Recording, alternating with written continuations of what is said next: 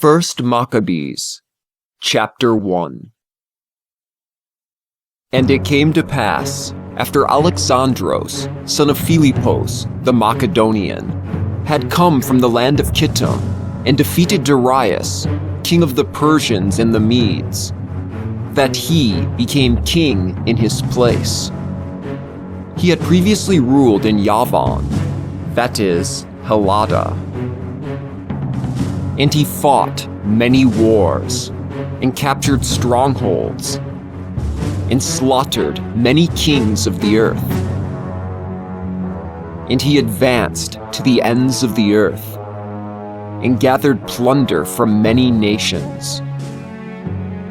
And the earth fell silent before him, and his heart became raised high and lifted up. And he gathered together a very strong force, and conquered regions, nations, and tyrants, and they became his tributary.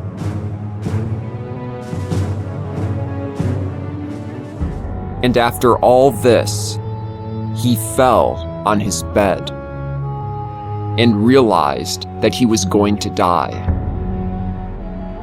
So he summoned his boys, the nobles who had been brought up with him from his youth, and apportioned his kingdom among them while he was still alive.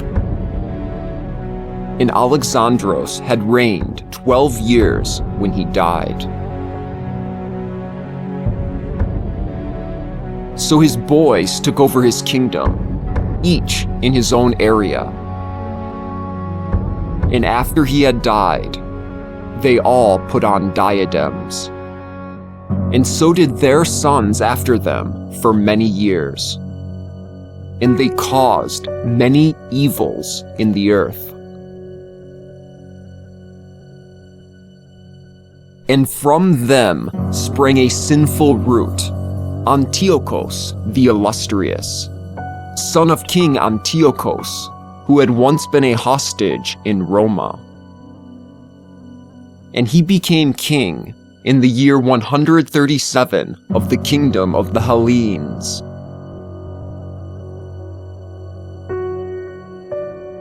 In those days, sons of lawlessness came out of Israel, and they seduced many people, saying, "Let us go and make an alliance with the surrounding nations. Since we separated from them, many evils have come upon us." And this proposal was agreeable to them. So some from among the people eagerly went to the king, and he gave them authority to introduce the ordinances of the other nations. So they built a school for naked athletics in Jerusalem, according to the customs of the other nations. And they made a fake foreskin for themselves, and abandoned the Holy Covenant. And they joined themselves with the nations, and sold themselves to act wickedly.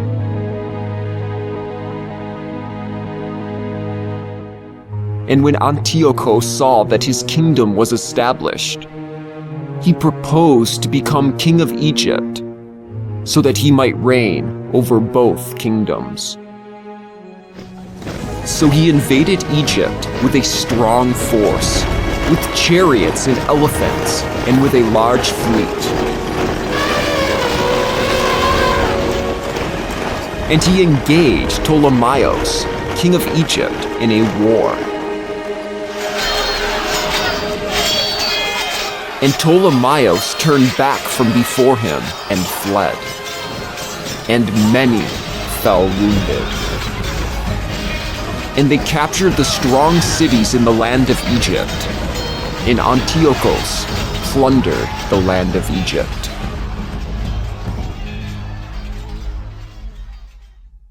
And after Antiochus had defeated Egypt in the year 143, he returned and went up against Israel and Jerusalem with a strong force.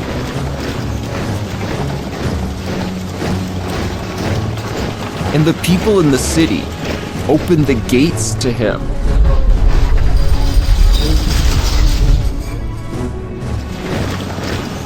And he entered the city and took it, killing many Israelites.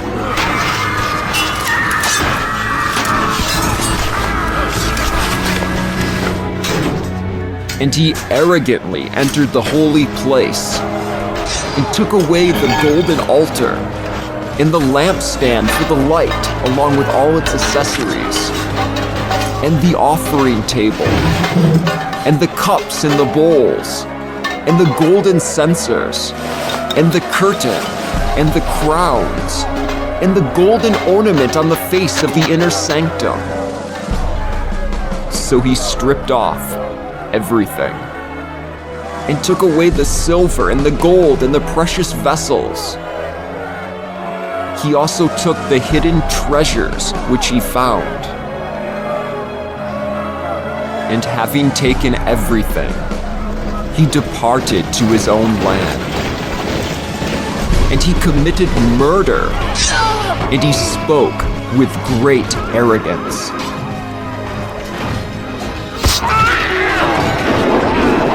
And there was great mourning for Israel in every place where they dwelt. And the chiefs and the elders groaned. Virgins and young men languished, and the beauty of the women was disfigured. Every bridegroom took up a lamentation, and she who sat in the bridal chamber mourned. And the land was shaken on account of its inhabitants, and all the house of Jacob was clothed with shame.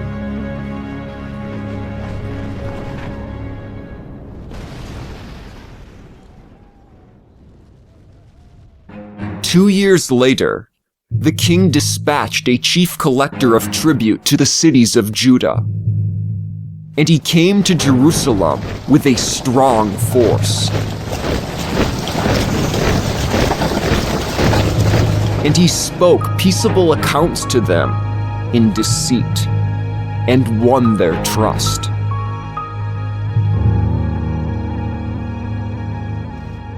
Then he suddenly fell upon the city and struck it with a mighty blow, and destroyed many of the people in Israel. Then he seized the spoils of the city and burned it with fire, and tore down its houses and its surrounding walls. And they took captive the women and the children, and took possession of the cattle. Then they built up the city of David with a great and strong wall, and with strong towers, and it became their citadel. And there they installed a sinful nation, lawless men who strengthened themselves inside it. And they stored up weapons and provisions, and there deposited the plunder which they had collected from Jerusalem. And they became a great snare.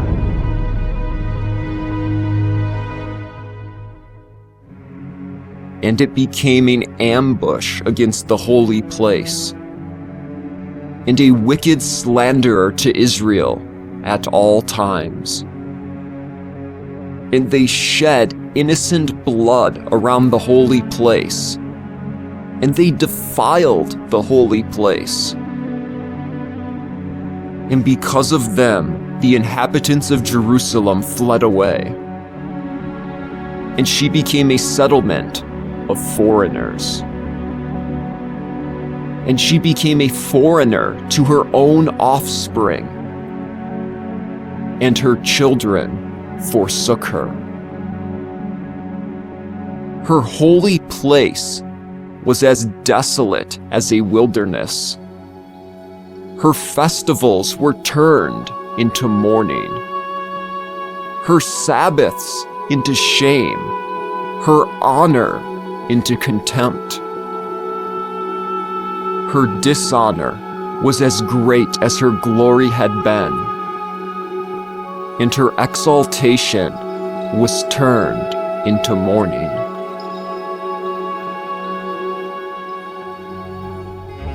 Then the king wrote to his whole kingdom that all should be one people, each abandoning his particular customs. And all the nations conformed to the command of the king. And many from Israel took delight in his religion, and they sacrificed to the idols and profaned the Sabbath.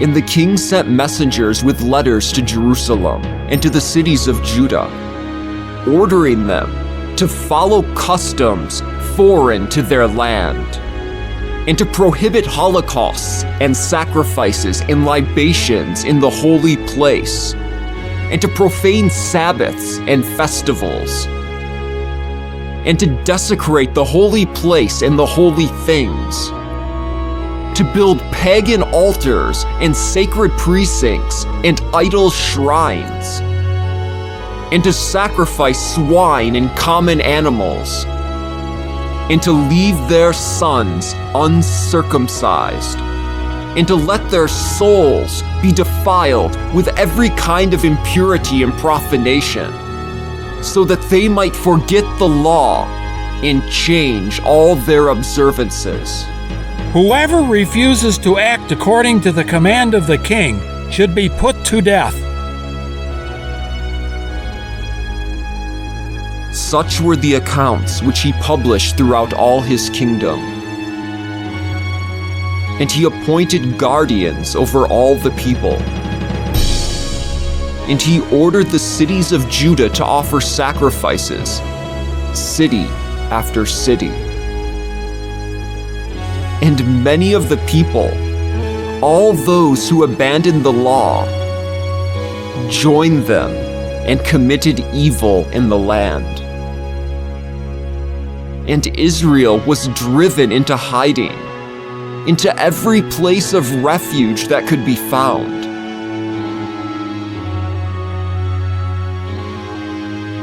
And in the year 145, on the 25th day of Kislev, the king erected a horrible abomination upon the altar of holocausts. And in the surrounding cities of Judah, they built pagan altars. They also burnt incense at the doors of the houses and in the streets. And any books of the law which they found, they tore up and burned with fire. And whenever someone was found with a book of the covenant, and if anyone observed the law, they were condemned to death by the king's decree. They kept using force against Israel, against those who were caught, month after month in the cities.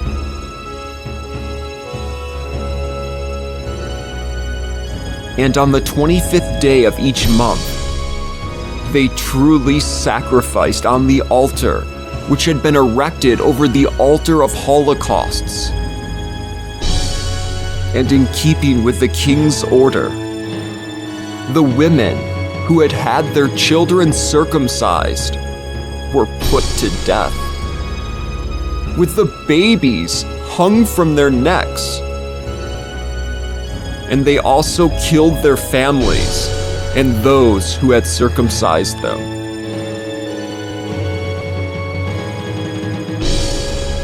And many in Israel were strengthened and resolved in their hearts not to eat anything common, and they preferred to die rather than to be defiled by the food or to profane the Holy Covenant.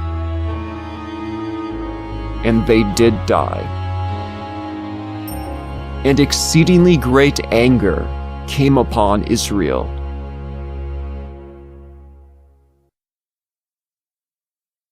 Chapter 2.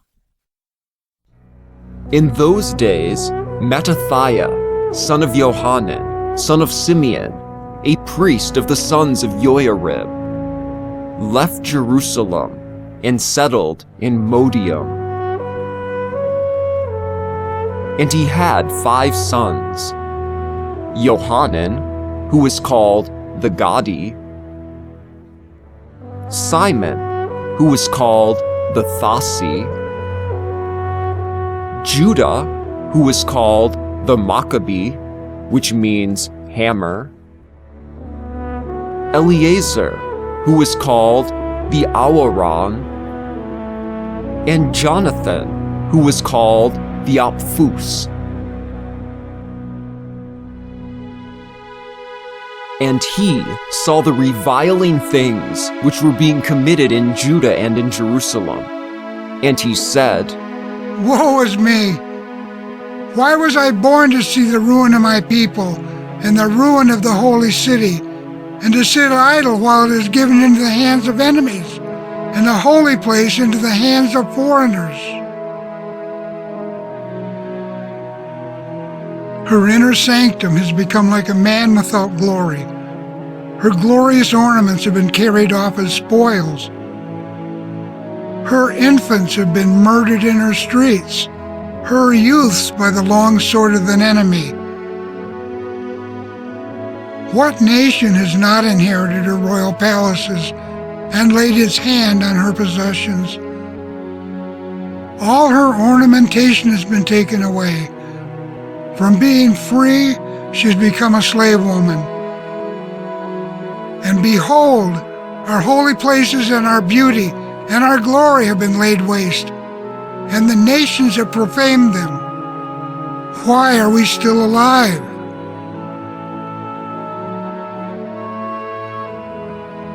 Then Mattathias and his sons tore their garments and put on sackcloth and mourned bitterly.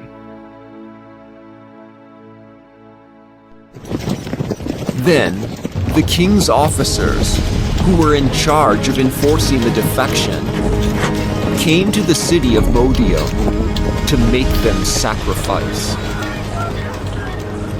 And many from Israel joined them. But Mattathias and his sons gathered together apart from them. Then the king's officers answered and spoke to Mattathias. You are a chief and honorable and great in this city, supported by sons and brothers. Come now, be the first and obey the king's order, as all the nations and the men of Judah and those who are left in Jerusalem have done. Then you and your sons shall be numbered among the friends of the king, and shall be glorified with silver and gold and many gifts. But Mattathias answered and said in a loud voice, Even if all the nations in the king's kingdom obey him, so that each one forsakes the religion of his fathers and consents to his instructions, yet I and my sons and my brothers will walk in the covenant of our fathers. Far be it from us to forsake the law and the ordinances. We will not obey the accounts of the king by departing from our religion to the right hand or to the left. And as he finished speaking these accounts, a Judean man came forward in the sight of everyone to sacrifice on the altar in Modium, according to the king's order. And Mattathias saw him, and burned with zeal, and his heart quivered, and his fury burst forth for judgment. And he ran forward, and slaughtered him upon the altar. And at the same time, he killed the king's official, Apelles, who was forcing them to sacrifice. And he tore down the altar. And this was how he showed his zeal for the law, exactly as Phinehas had done with Zimri, son of Salu. Then Mattathias cried out in the city with a loud voice, saying, Let everyone who is zealous for the law and who stands by the covenant follow after me. Then he and his sons fled into the mountains and left all their possessions behind in the city.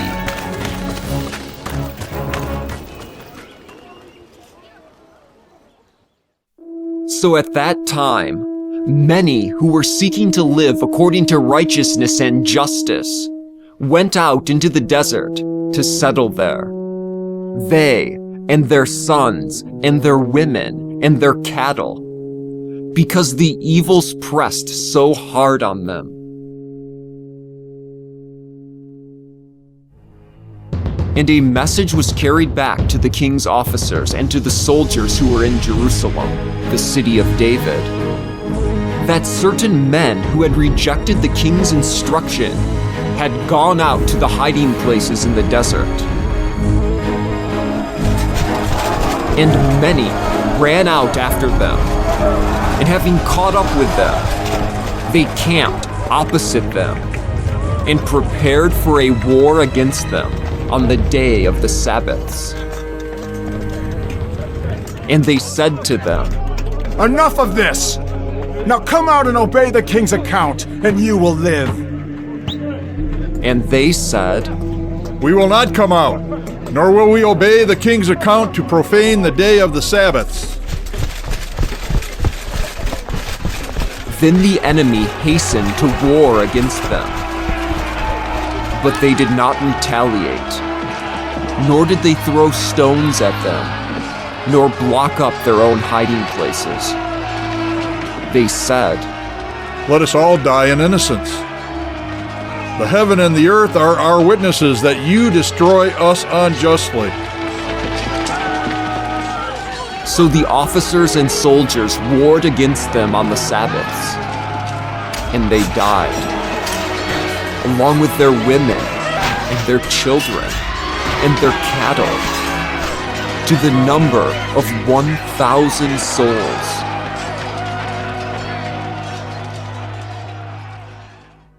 And when Mattathias and his friends learned about this, they mourned deeply for them. And one man said to the other, If we all do as our brothers have done, and do not fight against the nations for our souls and our traditions, they will soon destroy us from the earth.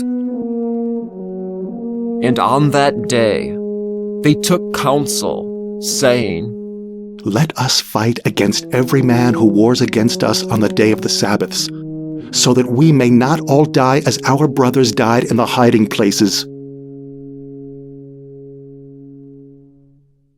Then a group of mighty warriors from Israel gathered together with them. They were called Hasidians. When translated, this word means the Holy Ones. For all of them were devout followers of the law. And everyone who was fleeing from the evils joined them and supported them. And they organized a force and struck down sinners in their anger and lawless men in their fury. And the survivors fled to the foreign nations for safety. And Mattathias and his friends went about and tore down the pagan altars. And they enforced circumcision for any uncircumcised boys whom they found within the borders of Israel. And they drove off the sons of arrogance, and the work prospered in their hands. And they rescued the law from the hands of the nations and of the kings, and did not let the sinner raise up his horn.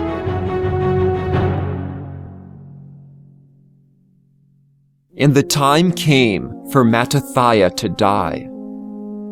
And he said to his sons, Arrogance and scorn have now grown strong. It is a time of catastrophe and anger and fury. Therefore, my children, be zealous for the law and give your souls for the covenant of our fathers. And remember the deeds which our fathers did in their times, and you shall win great glory and a name which will last throughout the age.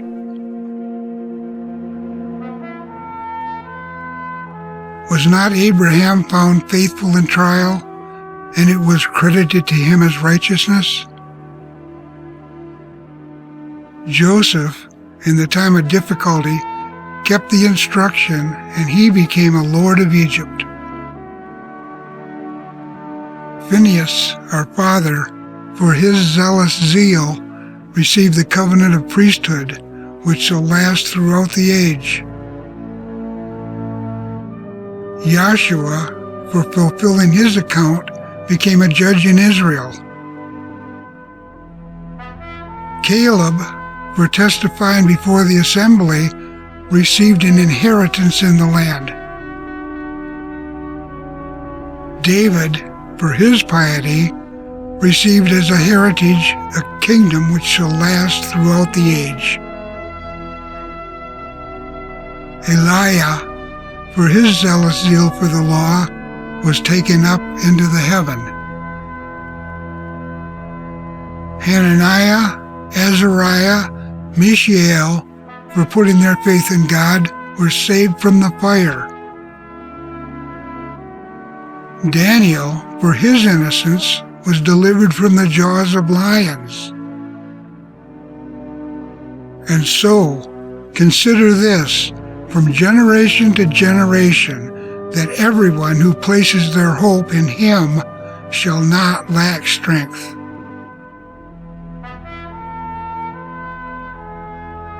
And do not fear the accounts of a sinful man, for his glory ends in dung and in worms.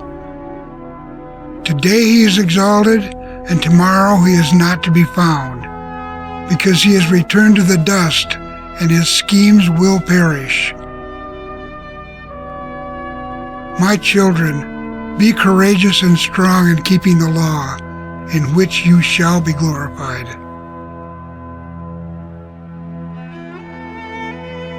And here is your brother Simeon, whom I know is a man wise in counsel. Listen to him always. He will be a father to you. And Judah the Maccabee, a mighty warrior from his youth, shall be the chief of your army, and fight a war against the peoples. And you shall gather about you all who observe the law, and you shall fully avenge your people. Pay back the nations the repayment they deserve, and observe the ordinances of the law. Then he blessed them, and he was gathered to his fathers.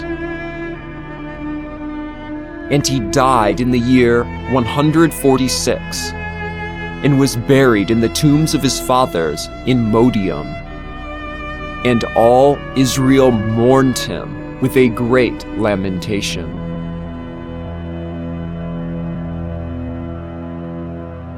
Chapter 3. Then his son Judah, who was called the Maccabee, took his place. And all his brothers and all who had joined his father supported him. And they fought Israel's war joyfully.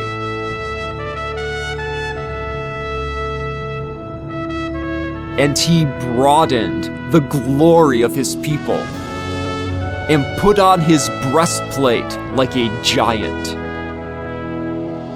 And he armed himself with his equipment of war. And he planned battles protecting the camp with his longsword. And in his deeds, he was like a lion, and like a young lion roaring for prey. And searching out the lawless, he drove them off. And he burned up those who troubled his people. And lawless men shrank back for fear of him. And all the works of that lawlessness were confounded. And by his hand salvation prospered, and he afflicted many kings.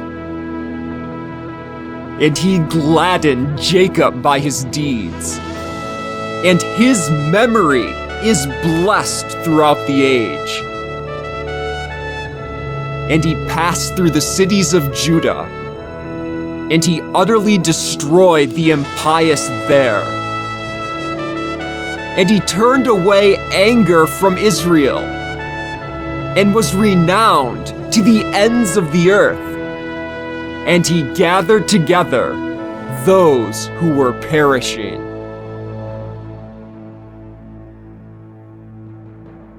Then Apollonios gathered the nations together, along with a large force from Samaria, to fight against Israel.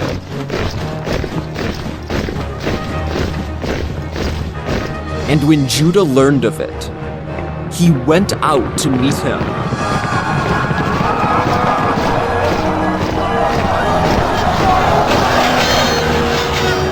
And he defeated and killed him. And many fell wounded, but the rest fled. And they seized their spoils. And the saber of Apollonios was taken by Judah, and he fought with it the rest of his life.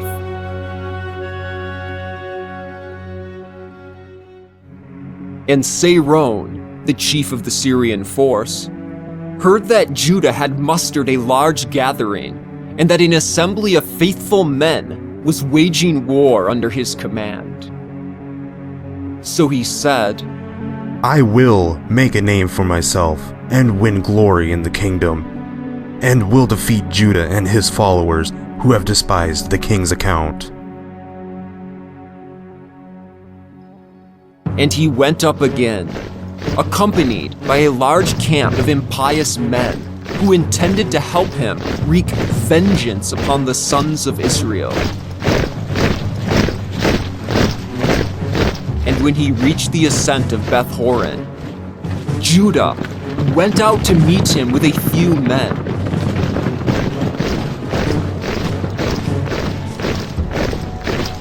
But when his men saw the camp coming against them, they said to Judah, How can we, few as we are, fight such a mighty multitude as this?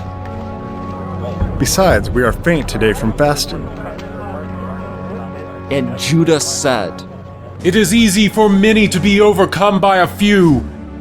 In the sight of heaven, there is no difference between deliverance by many or by few. For victory in war does not depend upon the size of the army, but on the strength that comes from heaven. With great presumption and lawlessness, they come against us to destroy us and our women and children, and to despoil us. But we are fighting for our lives and our laws. He himself will crush them before us, so do not be afraid of them. Now, when he had finished speaking, he rushed suddenly upon Seiron and his camp, who were crushed before him. And he drove them down the descent of Beth Horon into the plain. And about 800 of their men fell, but the rest fled to the land of the Philistines. Then Judah and his brothers began to be feared, and dread fell upon the nations around them. And his name reached the king, and all the nations talked about the battles of Judah.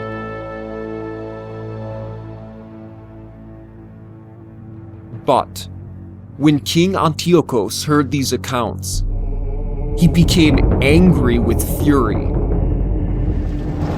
So he sent and gathered together all the forces of his kingdom, a very strong camp. And he opened his treasure chests and gave a year's pay to his forces, and instructed them to be prepared for any need. Then he saw that this had exhausted the silver in his treasuries, and that the tributes from the country were small, because of the dissension and the blow which he had brought upon the land by abolishing the laws which had been in effect from the earliest days. So he was wary that, as it happened more than once, he would not have enough for his expenses and for the gifts which he had previously given with a more liberal hand. And he was more lavish than the preceding kings. And he was greatly perplexed in his soul, and took counsel on going to Persia and levying tribute on those countries, and so raise a large sum of silver.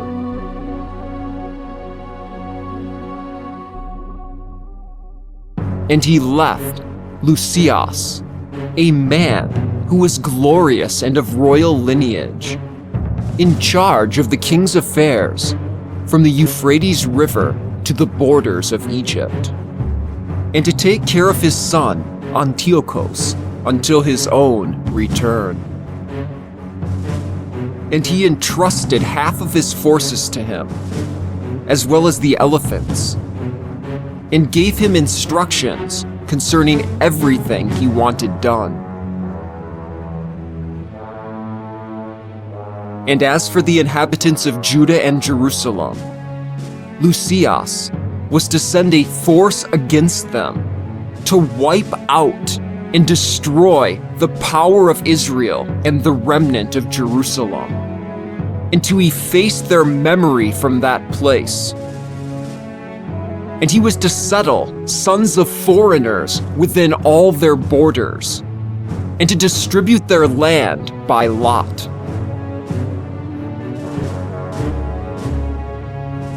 And the king took the remaining half of his forces and set out from Antiochia, his royal city, in the year 147. And he crossed the Euphrates River and advanced through the upper country.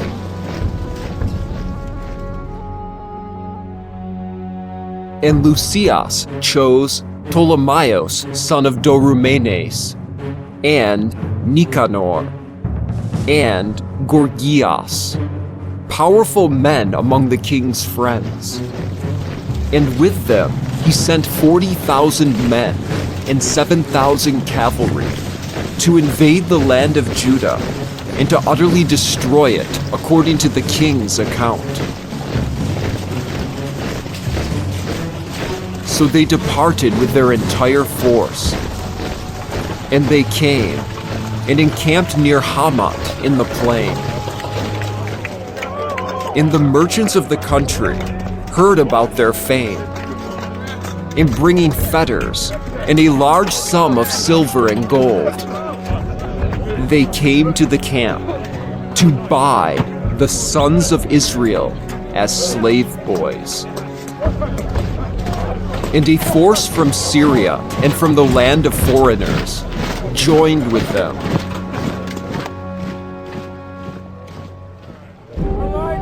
And Judah and his brothers saw that the situation had become critical now that the forces were encamped within their borders. And they discovered the accounts which the king had instructed to bring about the destruction and consummation of the people.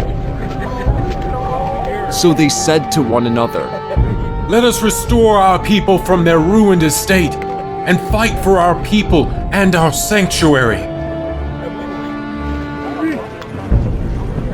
And the congregation gathered together to prepare for a war, and to pray, and to implore mercy and compassion.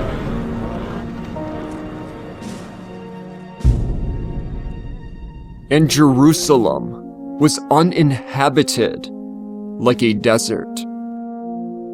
Not one of her children entered or came out. And the holy place was trampled on, and sons of foreigners were in the citadel. It was a habitation for the foreign nations. And joy had been lifted away from Jacob, and the flute and the lyre ceased.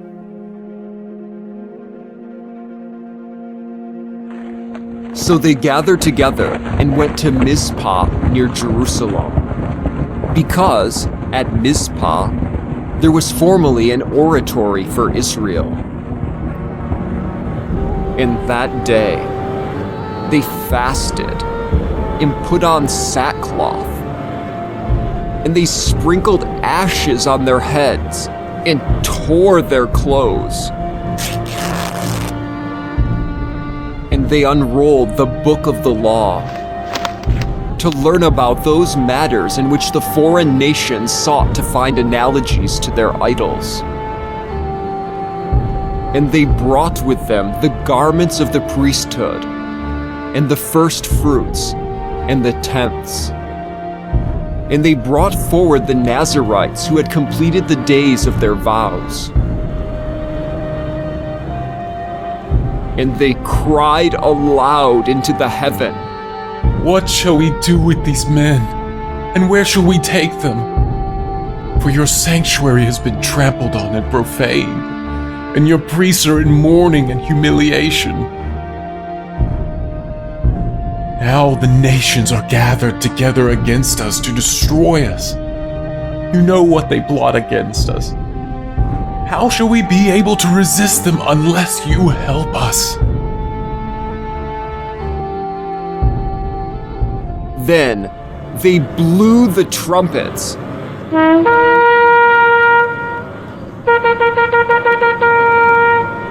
and cried out loudly,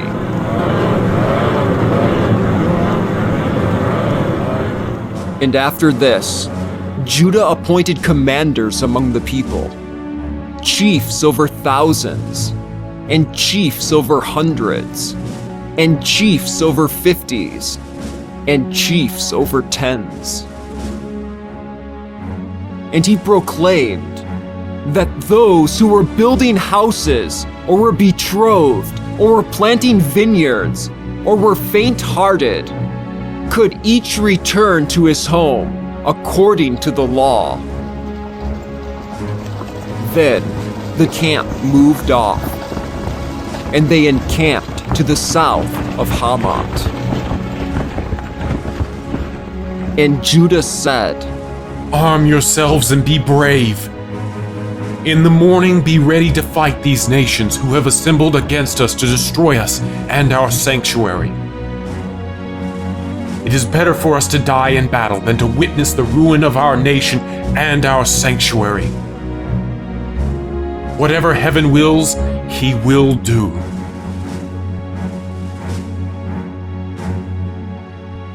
Chapter 4. And Gorgias took 5,000 men and 1,000 picked cavalry. And this camp set out at night in order to attack the camp of the Judeans and take them by surprise. And some of the sons from the citadel were their guides.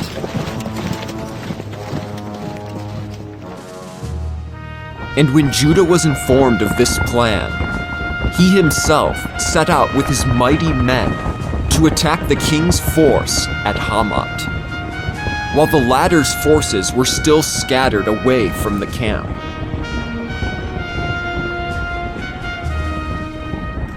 And during the night, Gorgias came into Judah's camp and found no one there. So he began to hunt for them in the mountains, saying, They are fleeing from us!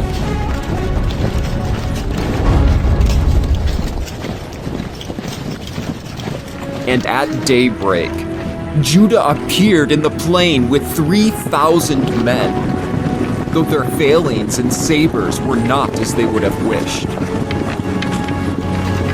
And they saw the camp of the nations, strong and breastplated, and surrounded with cavalry, and made up of trained warriors.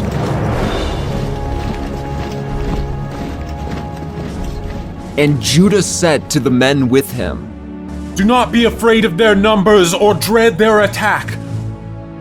Remember how our fathers were saved in the Sea of Reeds when Pharaoh pursued them with an army. So now let us cry to heaven in the hope that he will favor us. Remember his covenant with our fathers and destroy this army before us today. All the nations shall know that there is one who redeems and delivers Israel.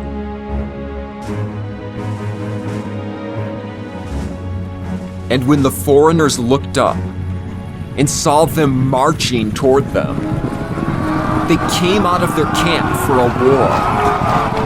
And the men with Judah blew the trumpet.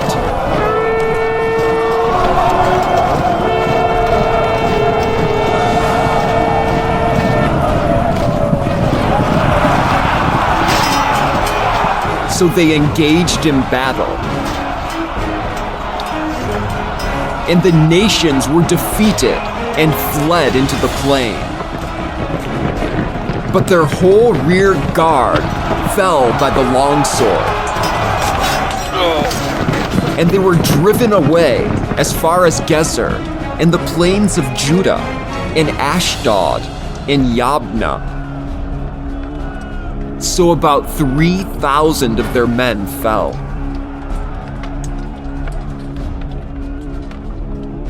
And when Judah and his force returned from driving them away, he said to the people, Do not be greedy for the plunder, for there is a war before us, and Gorgias and his force are near us on the mountain. Instead, stand firm at this time against our enemies, and fight them. And afterward, you have the freedom to take the plunder. As Judah was finishing this speech, an enemy division appeared, peeping down from the mountain. And they saw that their army had been put to flight, and that their camp was being burned. For the visible smoke was an indication of what had happened. But when they realized this, they were exceedingly terrified. And when they also saw the camp of Judah in the plain in attack formation, they all fled into the land of foreigners.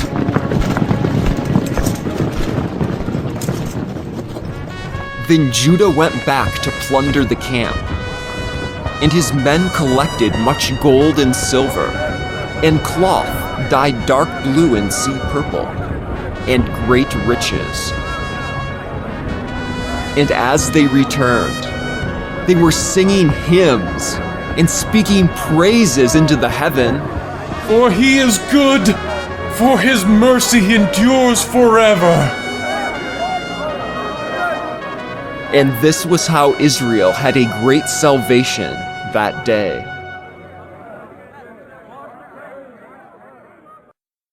But those of the foreigners who had escaped went to Lucias, bringing a message concerning everything that had happened.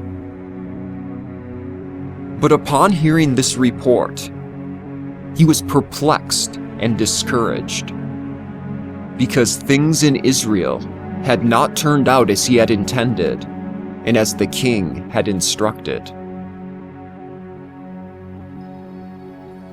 So the following year, he gathered together 60,000 picked men and 5,000 cavalry to subdue them.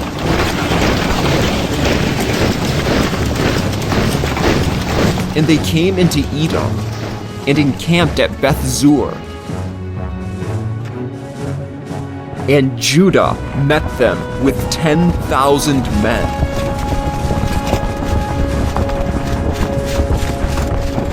And seeing that the camp was strong, he prayed and said, Blessed are you, O Savior of Israel, who broke the rush of the mighty one by the hand of your servant David, and delivered the camp of the Philistines into the hand of Jonathan, son of Saul, and his armor-bearer. Give this army into the hands of your people Israel. Make them ashamed of their troops and their cavalry. Strike them with fear, weaken the boldness of their strength, and let them tremble at their own destruction. Strike them down by the sword of those who love you, that all who know your name may hymn your praise.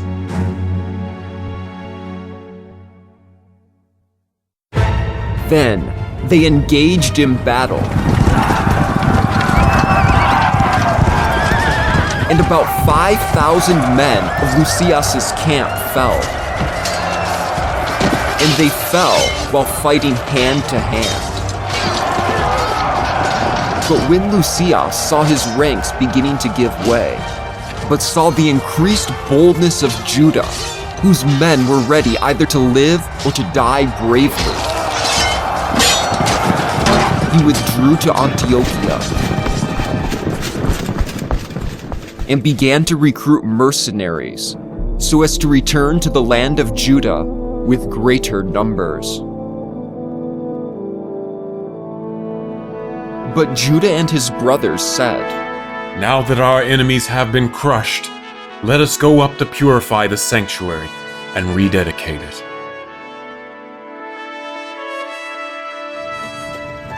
So the whole camp gathered together and went up to Mount Zion.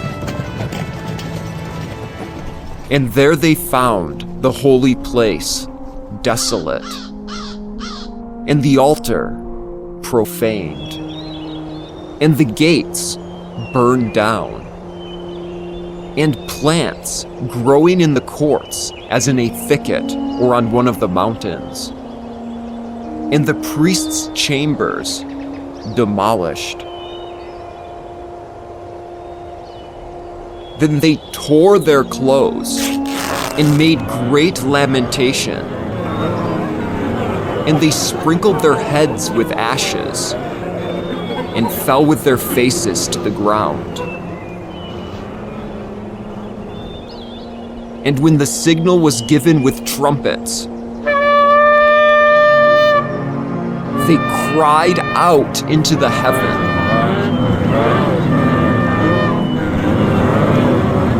At that time, Judah appointed men to attack those in the citadel, while he purified the holy places.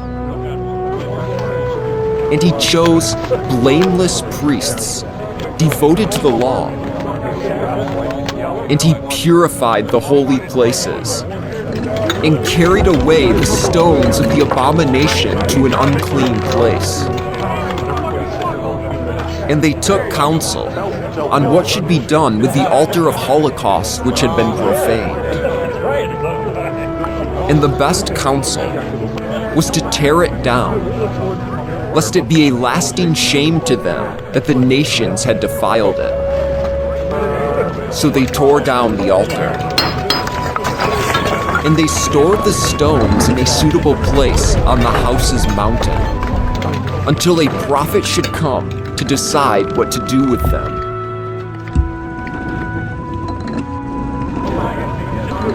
Then they took uncut stones, according to the law, and built a new altar like the former one. They also rebuilt the holy places and the interior of the house, and consecrated the courts. And they made new holy vessels, and brought the lampstand and the altar of incense and the table into the inner sanctum. Then they burned incense on the altar and kindled the lamps on the lampstand, and these illuminated the inner sanctum. They also put loaves on the table and hung up curtains. And this was how they finished all the work they had undertaken.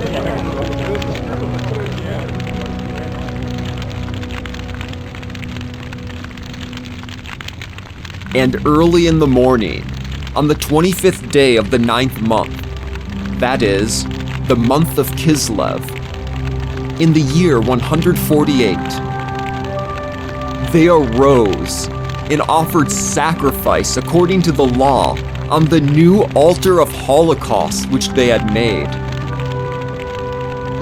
At the exact time of the month on which the nations had profaned it, on that very day, it was consecrated with songs and lutes and harps and cymbals. And all the people fell on their faces and prostrated themselves and spoke praises into the heaven which had prospered them.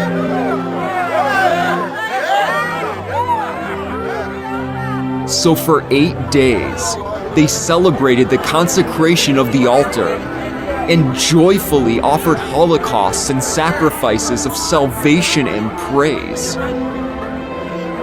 And they ornamented the forefront of the inner sanctum with gold crowns and small shields.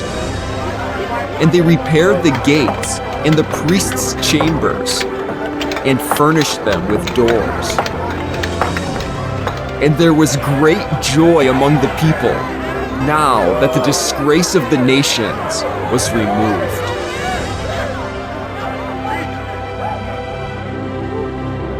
Then Judah and his brothers and the entire assembly of Israel decreed that the days of the consecration of the altar should be observed with joy and gladness on the anniversary every year for 8 days, from the 25th day of the month Kislev.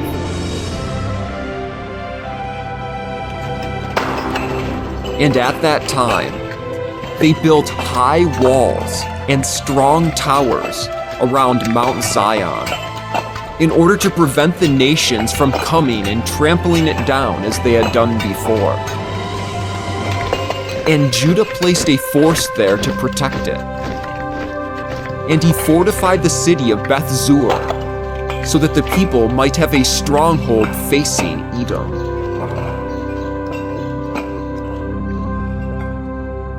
Chapter 5. So when the surrounding nations heard that the altar had been rebuilt, and the holy place had been consecrated as it was before, they were exceedingly angered. So they took counsel to remove any from the race of Jacob who were among them. And they began to put to death the people and to persecute them. Then Judah made war on the sons of Esau at Akrabat in Edom, because they were blockading Israel. And he defeated them heavily, and humbled and despoiled them. He also remembered the malice of the sons of Zibeon, who had become a trap and a stumbling block to the people by ambushing them along the roads. And he shut them up in their towers and encamped against them. He swore their annihilation and burned down the towers together with everything within them. Then he crossed over to the sons of Ammon, and he found a strong band and a large body of people with Timotheus as their commander. And he fought many wars with them, and they were crushed before his face, and he struck them down, And after seizing Yazer and its suburbs, he returned to the land of Judah.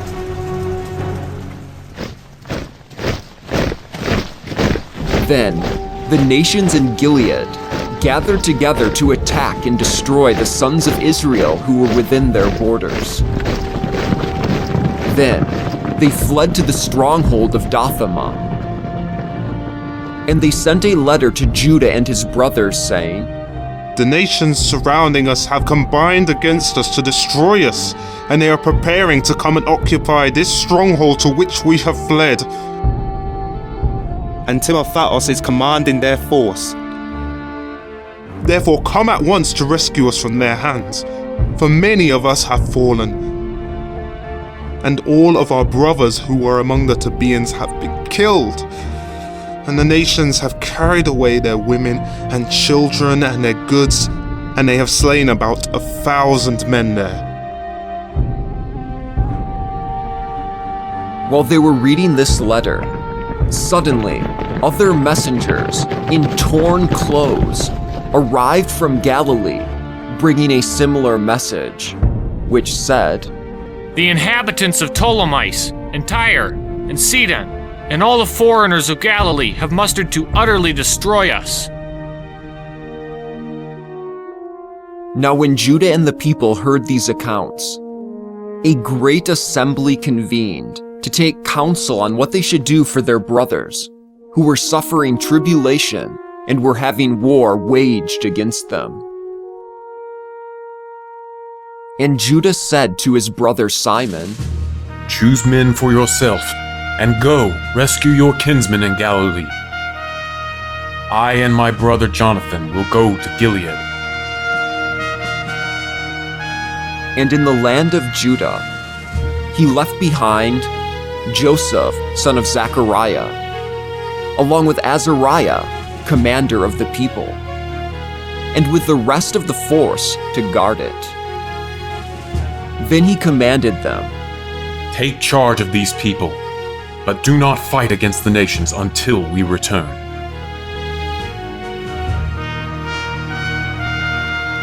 And 3,000 men were allotted to Simon to go into Galilee, but 8,000 men to Judah to go into Gilead. And Simon went into Galilee and fought many wars against the nations, and they were crushed before him. And he drove them away to the very gate of Ptolemais. And about 3,000 men of the foreign nations fell, and he gathered their spoils.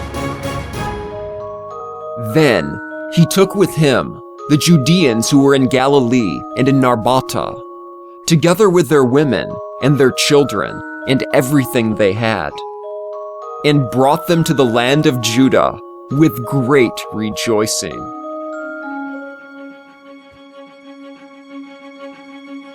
And Judah the Maccabee and his brother Jonathan crossed the Jordan and marched for 3 days through the desert. And there they met some Nabateans, who received them peacefully and described to them everything which had happened to the Judean brothers in Gilead. And many of them have been imprisoned in Bozrah, and Bezer near Elma, Kisphon, Makkedah, and Karnaim. All of these cities are strong and great. And the rest have been imprisoned in other cities of Gilead. Tomorrow their enemies plan to attack the strongholds and to seize and destroy all these people in one day.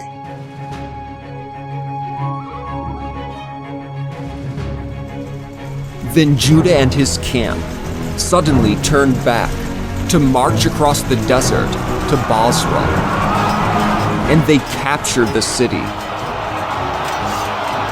And he killed every male by the edge of the longsword, and took all their possessions, and burned it with fire.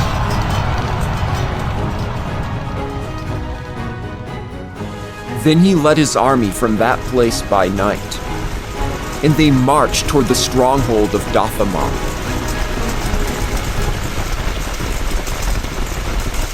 And when morning came, they looked ahead, and behold,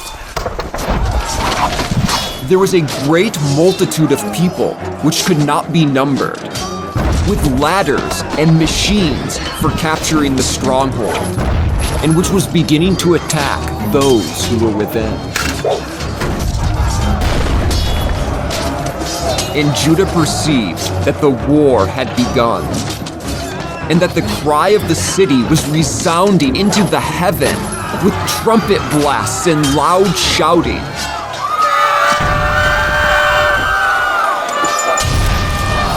So he said to the men of his force, "Fight for our brothers today!" And he came up behind them with 3 columns, and they sounded their trumpets and shouted in prayer. And when Timotheus' camp realized that it was Maccabee, they fell back before him, and he inflicted a heavy blow upon them, and about 8,000 of their men fell that day.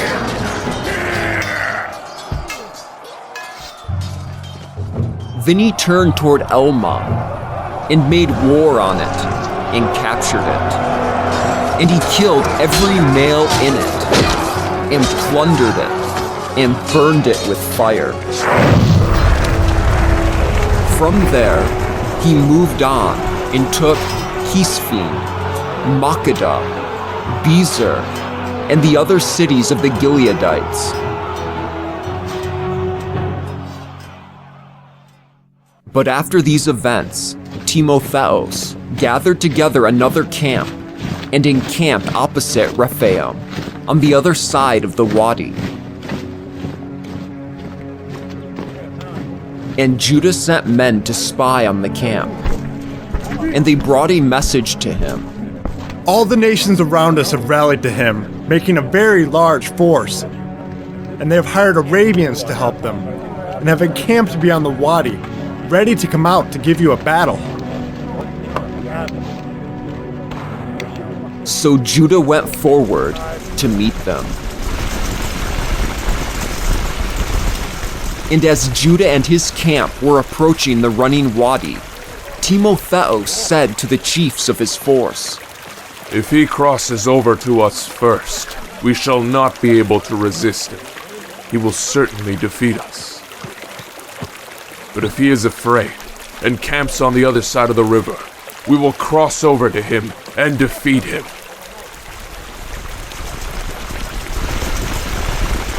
But when Judah reached the running wadi, he stationed the scribes of the people beside the wadi and instructed them, saying, "Do not allow any man to pitch a tent. All must go into battle."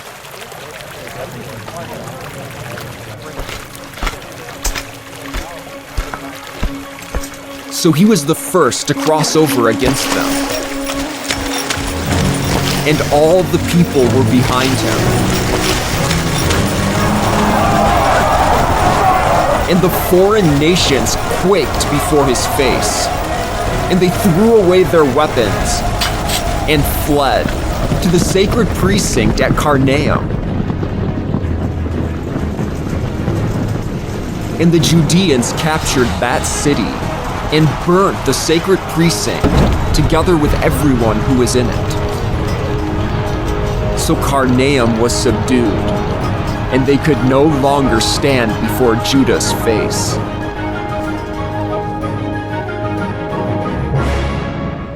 Then he gathered together all the Israelites, great and small, who were in Gilead, with their women and their children and their goods, a great camp of people, to go into the land of Judah.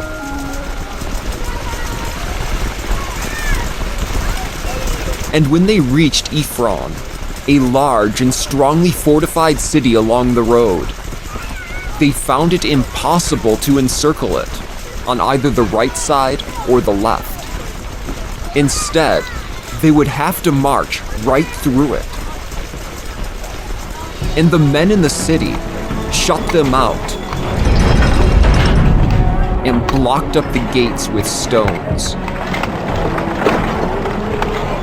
Then Judah sent them this peaceful account.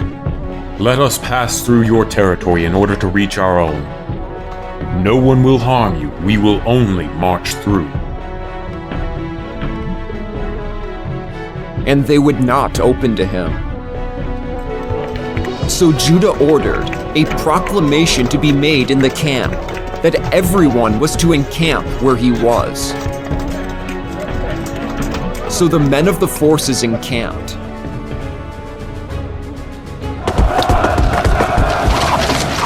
And he made war against the city all that day and night, and it was delivered into his hands. And he destroyed every male by the edge of the longsword, and rooted out and plundered the city, and passed through the city over the slain.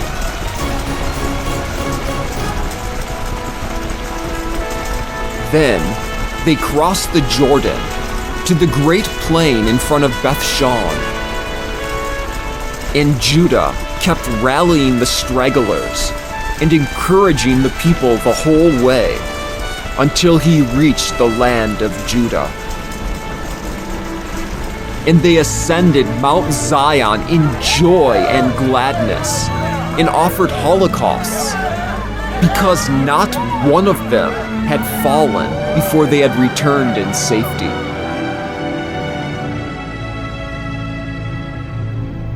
And during the time that Judah and Jonathan were in the land of Gilead, and Simon his brother was in Galilee in front of Ptolemais, Joseph son of Zechariah and Azariah, the chiefs of the forces, heard about their manly deeds and the war which they had fought. So they said, "Let us also make a name for ourselves by going out and fighting against the neighboring nations." So they transmitted a message to the men of the force which was with them, and marched toward Yabneh. And Gorgias and his men came out of the city to meet them in a war.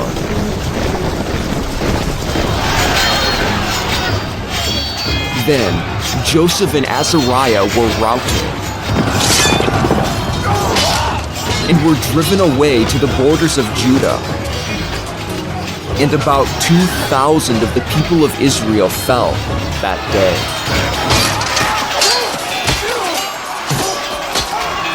And this was how the people suffered a grave reversal, because they had not obeyed Judah and his brothers, thinking that they would do manly deeds. But they did not belong to the family of those men through whose hand salvation was given to Israel.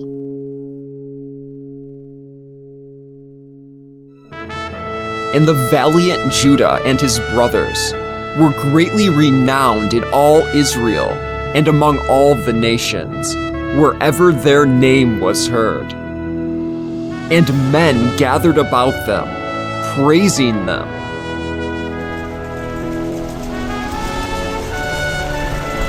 Then Judah and his brothers went out and made war on the sons of Esau in the country toward the south.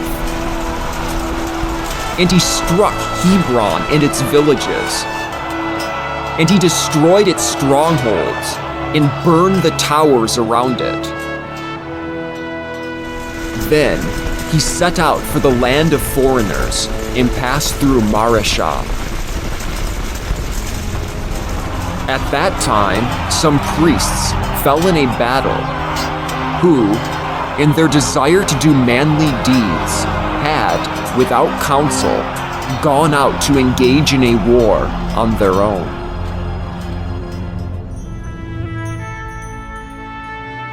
Judah then turned toward Ashdod, in the land of foreigners. And he tore down their altars, and burned the graven images of their gods with fire. and after plundering their cities, he returned to the land of Judah.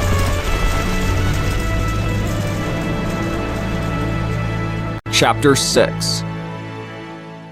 And as King Antiochus was passing through the upper provinces, he heard that in Persia there was a city called Elam, famous for its wealth in silver and gold.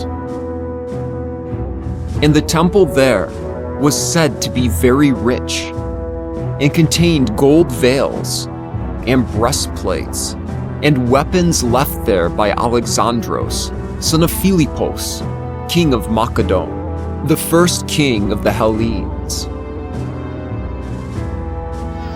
So he went and tried to capture and pillage the city. And he could not do so, because his account became known to its citizens. And they withstood him in a war, and he retreated, and in great dismay withdrew from there to return to Babel.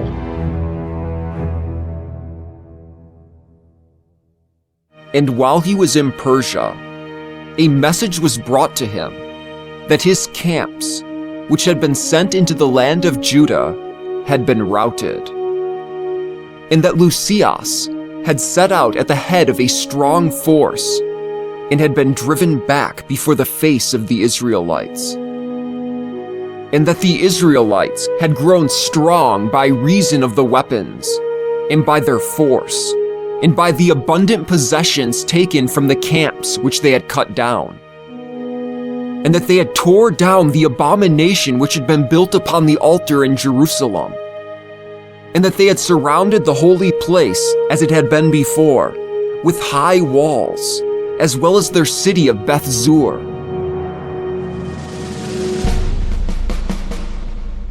So when the king heard this account, he was astonished and very shaken, and sick with grief because his designs had failed. He took to his bed, and there he remained many days, overwhelmed with sorrow. And he took into account that he was going to die. So he called in all his friends and said to them, "Sleep has departed from my eyes, for my heart is sinking with anxiety. I said to myself, into what tribulation have I come, and into what a flood of sorrow I now am plunged. Yet I was kind and beloved in my rule. But I now recall the evils I did in Jerusalem, when I carried away all the vessels of gold and silver that were in it, and, for no cause, gave orders that the inhabitants of Judah be destroyed. I know that this is why these evils have overtaken me, and now I am dying in bitter grief in a foreign land." Then he summoned Philippos, one of his friends, and appointed him over his whole kingdom. And he gave his crown and his robe and his signet ring to Philippos, for him to bring to his son Antiochus, and of whom Philippos was to rear up until the boy was ready to be king. And King Antiochus died in Persia in the year 149. So when Lucius learned that the king was dead, he set up the king's son Antiochus, whom he had reared as a youth, to be king in his place. And he gave him the title, the Noble Father.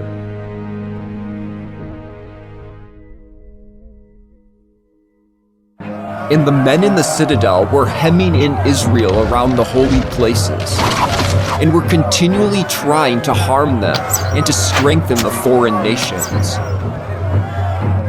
So Judah planned to destroy them. and summoned an assembly of the people in order to besiege them. So in the year 150, they gathered together and besieged the citadel, and he constructed ballistae and machines for this purpose.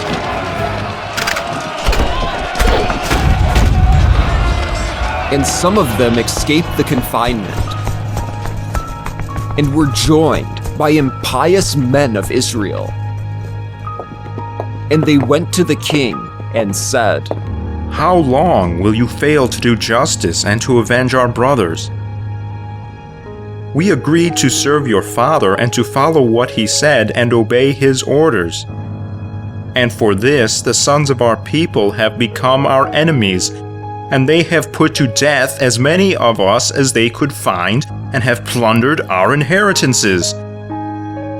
And they have acted aggressively not only against us, but instead throughout your whole borders. And look, they have now encamped against the citadel in Jerusalem in order to capture it, and they have fortified the holy place and Beth Zur. So unless you quickly seize them beforehand, they will do even worse things than these, and you will not be able to stop them." So when the king heard this, he was angered, and he gathered together all his friends, the chiefs of his force, and the cavalry commanders. And mercenary forces came to him from other kingdoms and from the islands of the seas. So his forces numbered 100,000 infantry and 20,000 cavalry, and 32 elephants trained for war. And they passed through Edom and encamped before Beth Zur. And for many days they attacked it. And they constructed machines, and the besieged Israelites sallied out and burned these with fire. And they fought manfully.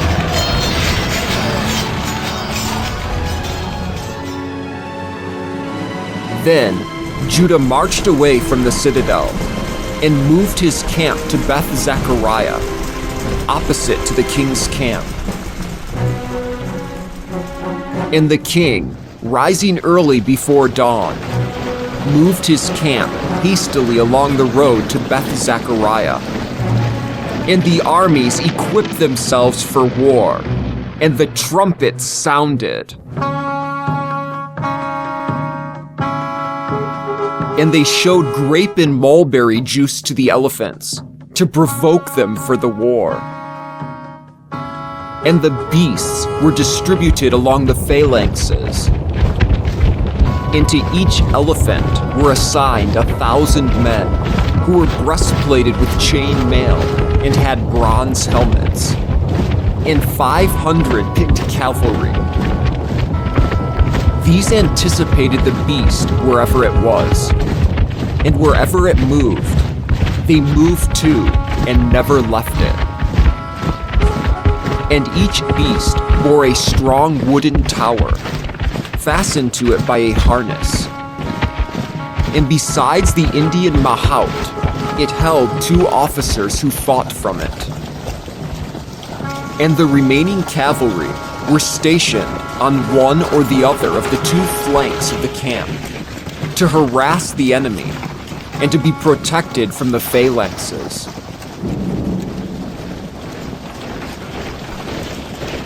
Now when the sun shone on the gold and bronze round shields, the mountains gleamed with their brightness and blazed like flaming torches. And a part of the king's camp was spread out over the high mountains, and some were on the low ground. And they marched forward steadily and in good order.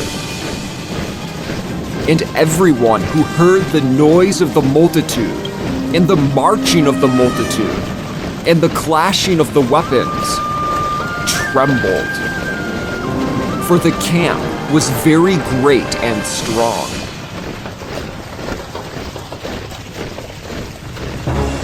Then Judah and his camp advanced to fight.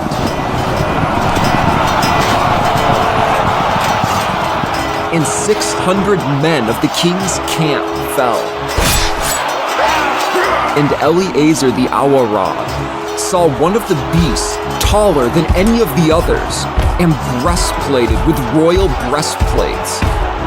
And he supposed that the king must be on it. So he gave up his life to save his people and to win a name for himself which would last throughout the age. So he dashed up to it in the middle of the phalanx, and he put to death men on the right and on the left, and they divided from him on this side and that. And he crawled up under the elephant and stabbed it in the belly and did away with it. And it fell to the ground on top of him, and he died there.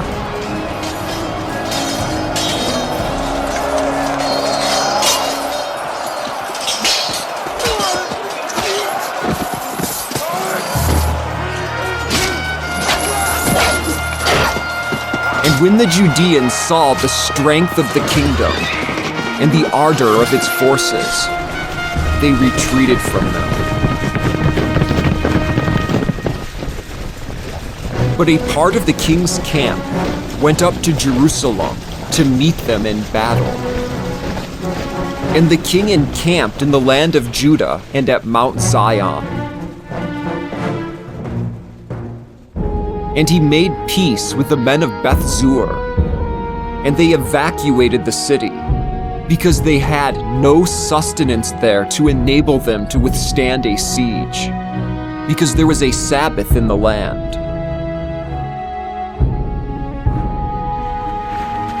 So the king took Beth Zur and stationed a garrison there to watch over it. And for many days, he besieged the holy place and set up ballistae and machines and fire launchers and stone launchers and scorpionets for shooting darts and sling stones. And the Judeans countered their machines by making their own machines, so that they continued to be at war for many days. But because it was the 7th year, there were no provisions in the storerooms. And the tide over provisions had been eaten up by the refugees who had been evacuated to the land of Judah from among the foreign nations. So few men remained in the holy places, since the famine had prevailed over the rest. And they scattered, each to his own place.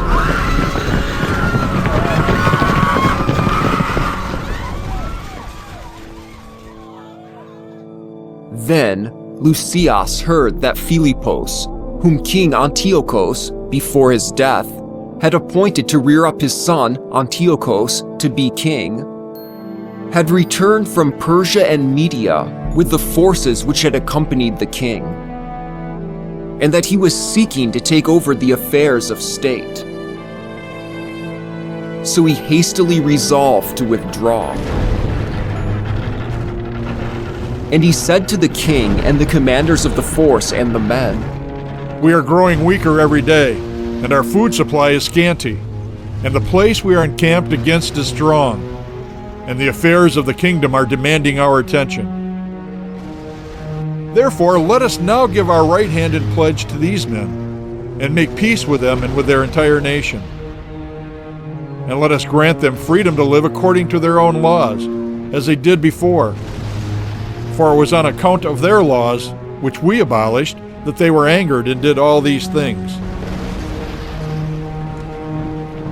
And the proposal found favor with the king and the chiefs. And he set terms of peace to the Judeans, and they accepted. So the king and the chief swore an oath to them. On these terms, they evacuated the stronghold.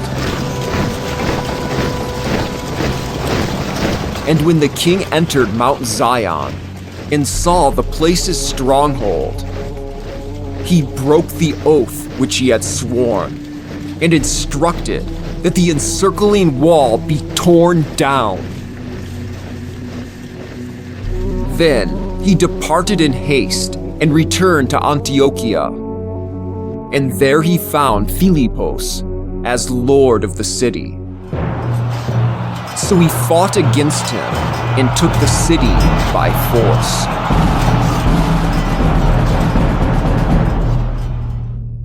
Chapter 7. In the year 151, Demetrius, son of Seleucus, set out from Roma and arrived with a few men in a city on the seacoast and began to reign there. And as he was preparing to enter the royal house of his fathers, the forces seized Antiochus and Lucius in order to bring them up to him. And when he learned about this, he said, "Do not show me their faces." So the soldiers killed them, and Demetrius sat on the throne of his kingdom. And all the lawless and impious men of Israel came to him. And they were commanded by Eliakim, who wished to be chief priest. And they accused the people to the king, saying, Judah and his brothers have destroyed all your friends and have scattered us from our own land. Now therefore send a man whom you have faith in to go and see all the ruin which Judah has done to us and to the king's country, and let him punish them and all who are assisting him.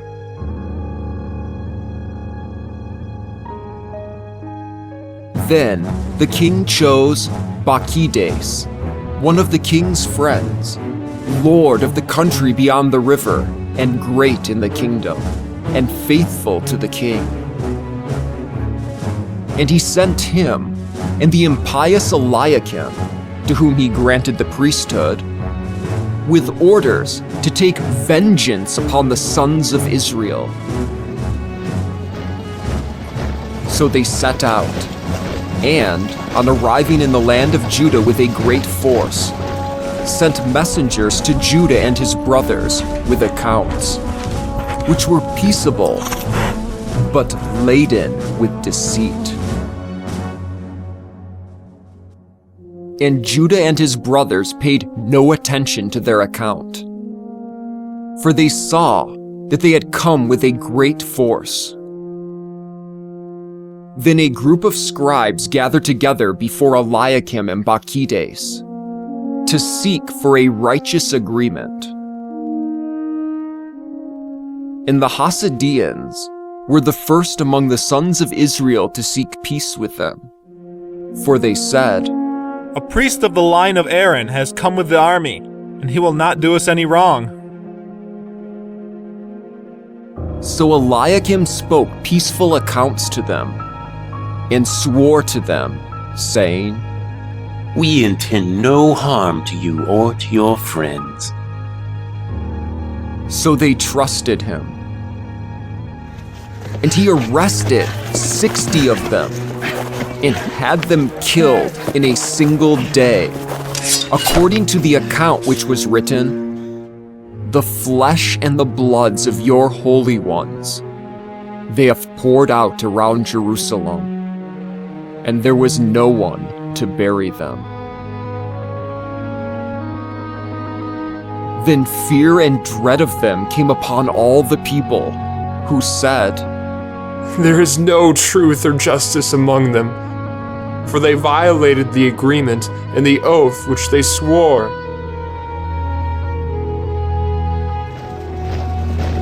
So Bacchides withdrew from Jerusalem and encamped in Beer-Zaith. And he banished and seized many of the men who had deserted to him, as well as some of our people. And he butchered them in the great pit. Then he handed the country over to Eliakim and left a force to assist him.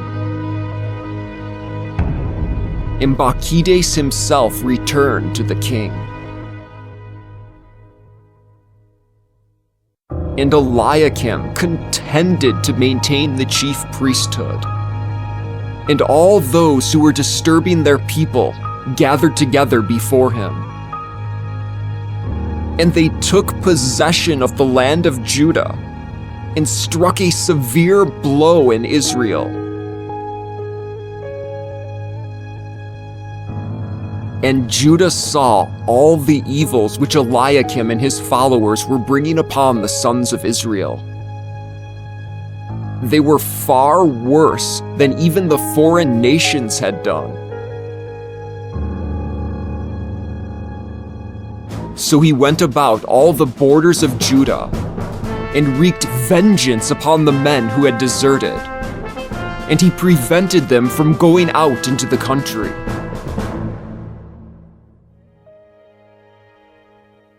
But when Eliakim saw that Judah and his followers were gaining strength and realized that he was not strong enough to oppose them, he returned to the king and accused them of wicked crimes.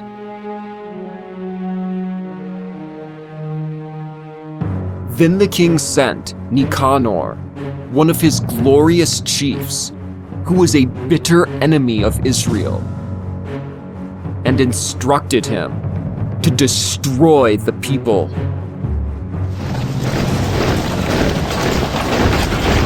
So Nicanor came to Jerusalem with a large force, and deceitfully sent to Judah and his brothers this peaceable account, saying, "Let there be no battle between me and you, and I will come with a few men to meet you peaceably." So he came to Judah, and they greeted one another peaceably. But Judah's enemies were prepared to seize him. So when this account became known to him, that Nicanor had come to him with treachery in mind, Judah was scared and was not willing to meet him again. So when Nicanor saw that his counsel had been discovered, he went out to meet Judah in a war near Kafar Shalom.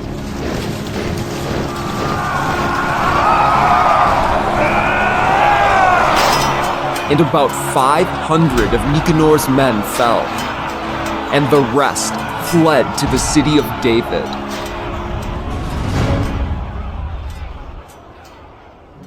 And after this, Nicanor went up to Mount Zion, and some of the priests from the holy places and some of the elders of the people came out to greet him peaceably and to show him the holocaust which was being offered for the king. And he sneered and jeered at them and defiled them and spoke arrogantly. And in a rage he swore, saying, "If Judah and his detachment are not delivered into my hands at once, when I return victorious, I will burn this house down." So he went away in great fury.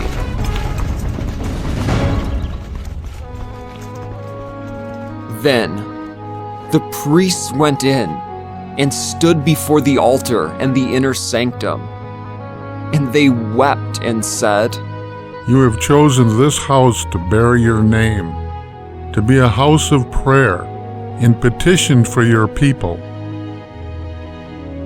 Take revenge on this man and his army, and let them fall by the sword. Remember their blasphemies, and do not let them continue." So Nicanor left Jerusalem and encamped at Beth Horon. and the Syrian force joined him there. And Judah encamped at Hadashah with 3,000 men.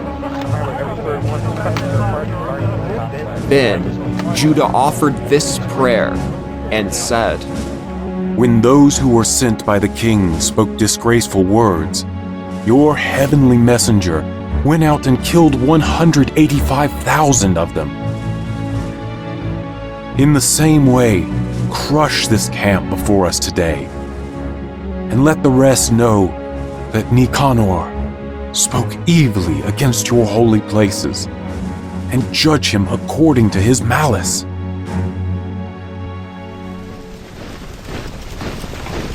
So the two camps met in battle on the 13th day of the month Adar.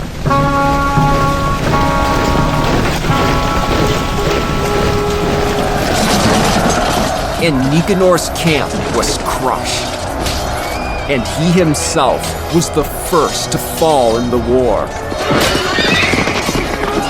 But when his camp saw that Nicanor was dead, they threw down their weapons to flee.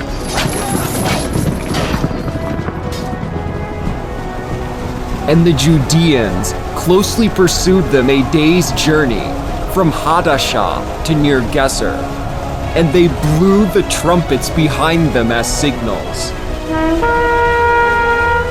And from all the surrounding villages of the land of Judah, people came out and outflanked the enemy.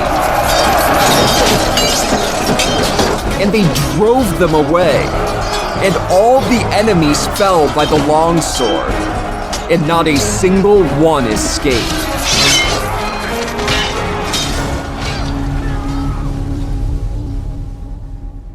Then the Judeans collected the spoils and the plunder, and they cut off Nicanor's head and his right hand, which he had outstretched so arrogantly. And they brought these near Jerusalem, where they were displayed. And the people rejoiced greatly, and observed that day as a day of great merriment. So they decreed that this day should be observed every year on the 13th of Adar. And for a short time, the land of Judah was quiet.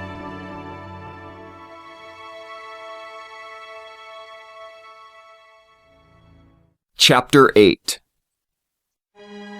And Judah had heard of the reputation of the Romans, that they were valiant fighters, and were well disposed to all who took their side, and that they established a friendship with those who came to them, and that they were valiant men.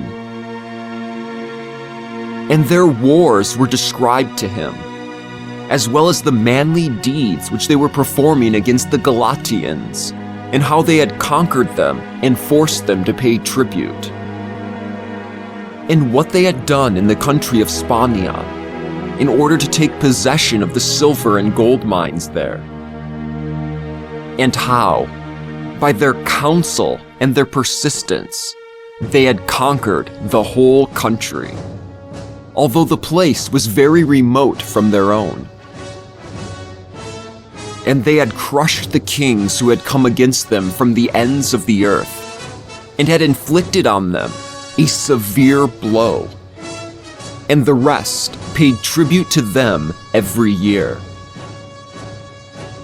And Philippos and Persea, king of Kittim, and the others who rose up against them in the war, had been crushed and subjugated.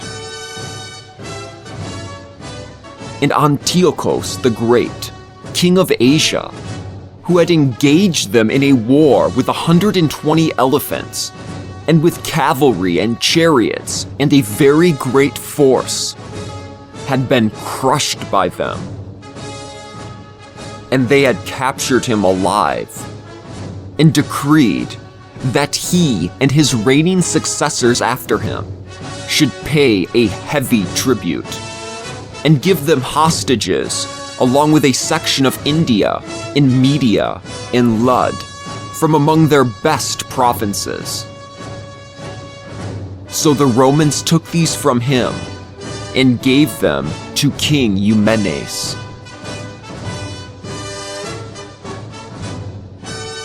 And when the men of Helata had taken counsel to come and destroy them, the Romans discovered it and sent a single general against the Hellenes and made war on them. And many were wounded and fell. And the Romans took their women and their children captive. And they plundered them and took possession of their land and tore down their strongholds and reduced them to slavery, even to this day. And all the other kingdoms and islands which had ever opposed them, they destroyed and enslaved.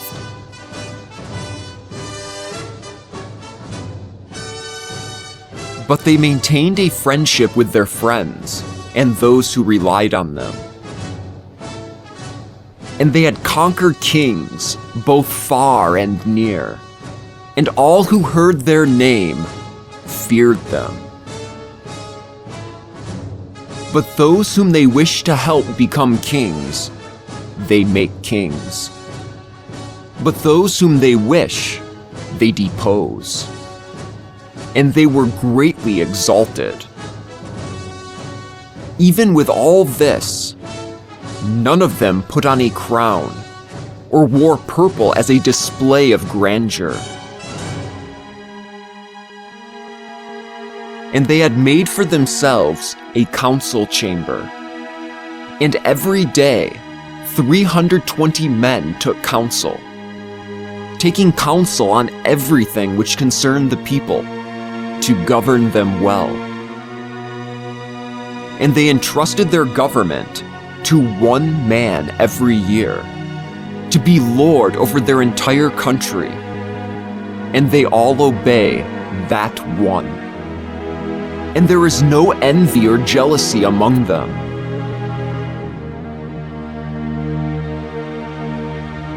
So Judah chose Eupolemos, son of Johanan, son of Hakkos, and Jason, son of Eleazar, and sent them to Roma to establish a friendship and an alliance with them. And he did this in order to get rid of the yoke, for it was obvious that the kingdom of the Hellenes was subjecting Israel to slavery.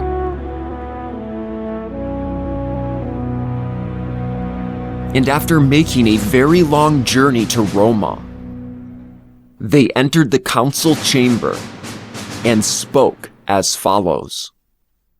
Judah, also called the Maccabee, and his brothers, and the Judean people, have sent us to you to make an alliance and peace with you, and to enroll ourselves among your allies and friends.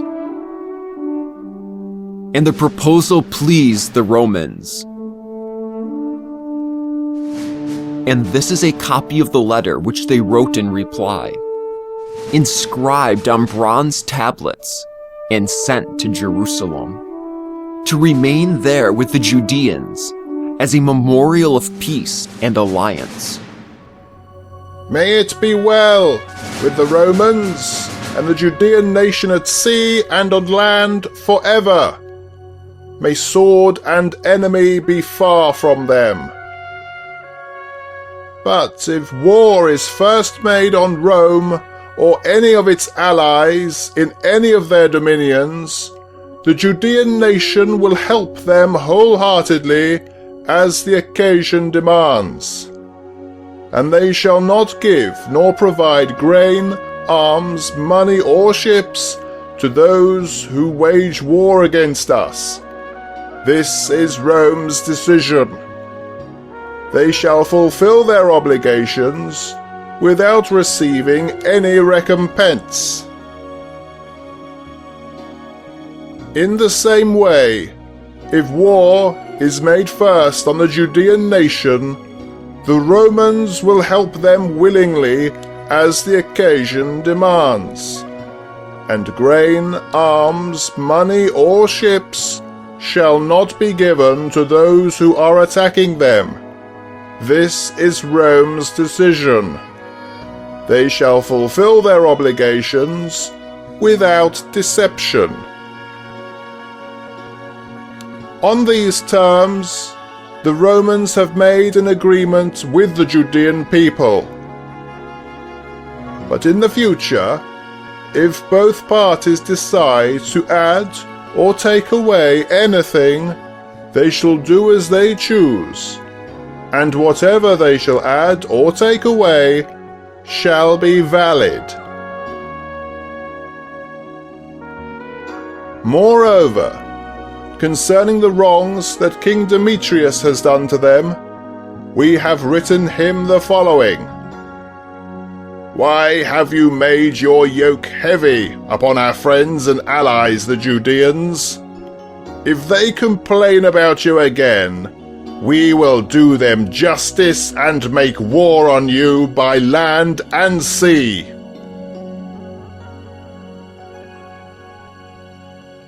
Chapter 9. So when news reached Demetrius that Nicanor and his force had fallen in war, he sent Bacchides and Eliakim into the land of Judah a second time, along with the right wing of his army. And they took the road to Galilee and encamped opposite the ascent at Arbel.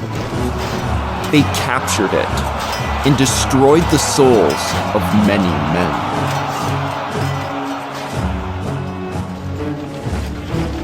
And in the year 152, in the first month, they encamped against Jerusalem.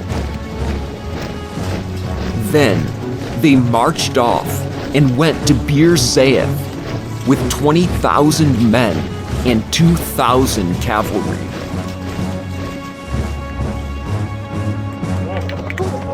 And Judah, with 3,000 picked men, was encamped at Elasa. And when his men saw the multitude of the enemy forces, they feared them very much, and many slipped away from the camp, until no more than 800 men remained. So when Judah saw that his camp was slipping away, and that the war was imminent, he was crushed in his heart, because he had no opportunity to gather them together. And he was unstrung, but said to those who remained, "Let us go forward to meet our enemies. Perhaps we can put up a good fight against them." And they tried to dissuade him, saying, "We are certainly not able to. Instead, let us save our souls now and come back with our brothers, and then make war against them. Now we are too few." And Judah said, "Far be it from me to do such a thing as to flee from them. If our time has come, let us die bravely for our kinsmen, and not leave a stain upon our glory."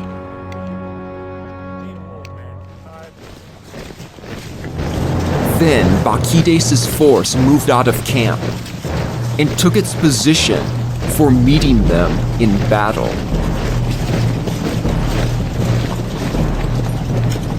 So the cavalry were divided into 2 squadrons, and the slingers and the archers went on ahead of the force, and all the mighty men were in the front line. But Bacchides was on the right wing. And flanked by the 2 squadrons, the phalanx attacked as they sounded their trumpets.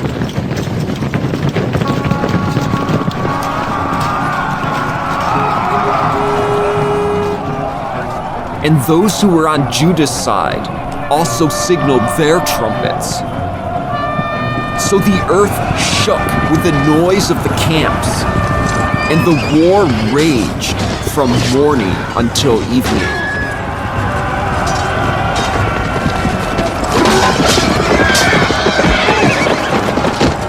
And seeing that Bacchides and the main force of his camps were on the right side, Judah, with all the men who had the most courageous hearts rallying to him, crushed the right wing and drove them away as far as the mountain slopes.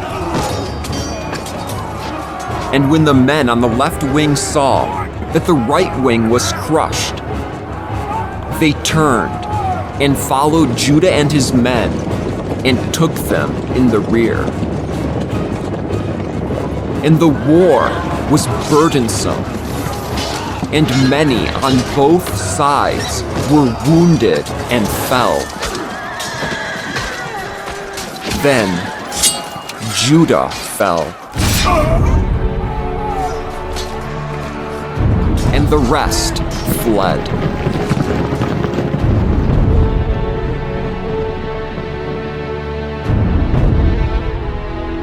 So Jonathan and Simon took their brother Judah and buried him in the tomb of their fathers at Modium. And they bewailed him. And all Israel made great lamentation for him, and mourned many days, and said, "How the Mighty One has fallen, the Savior of Israel."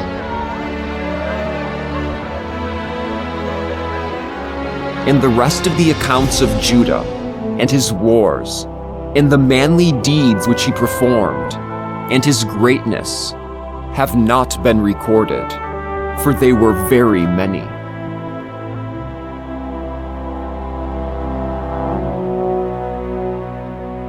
So after the death of Judah, the lawless ones peeped out from every part of Israel, and all the workers of unrighteousness rose up.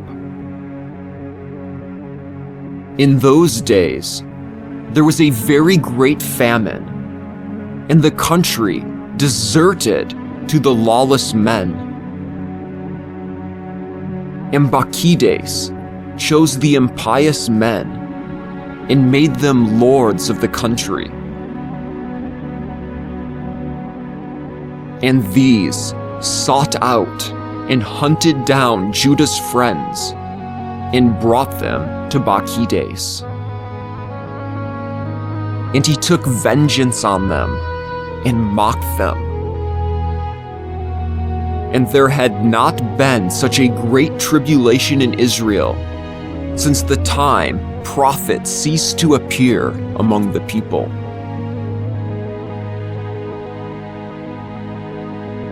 Then all of Judah's friends gathered together and said to Jonathan, "Since your brother Judah has come to his end, there has been no man like him to go out and move against our enemies, and Bacchides, and those who are hostile to our nation.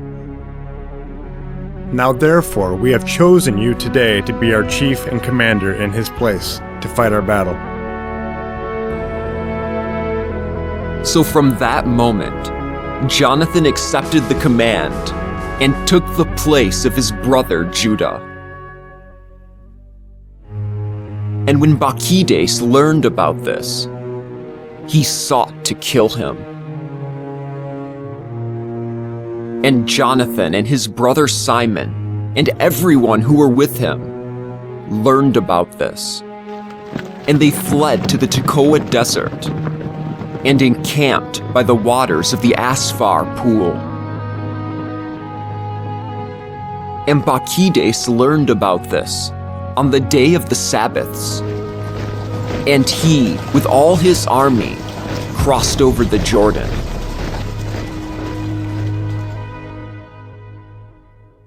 And Jonathan sent off his brother as commander of the convoy, and begged the Nabateans, who were his friends, for permission to deposit with them the great quantity of baggage which they had.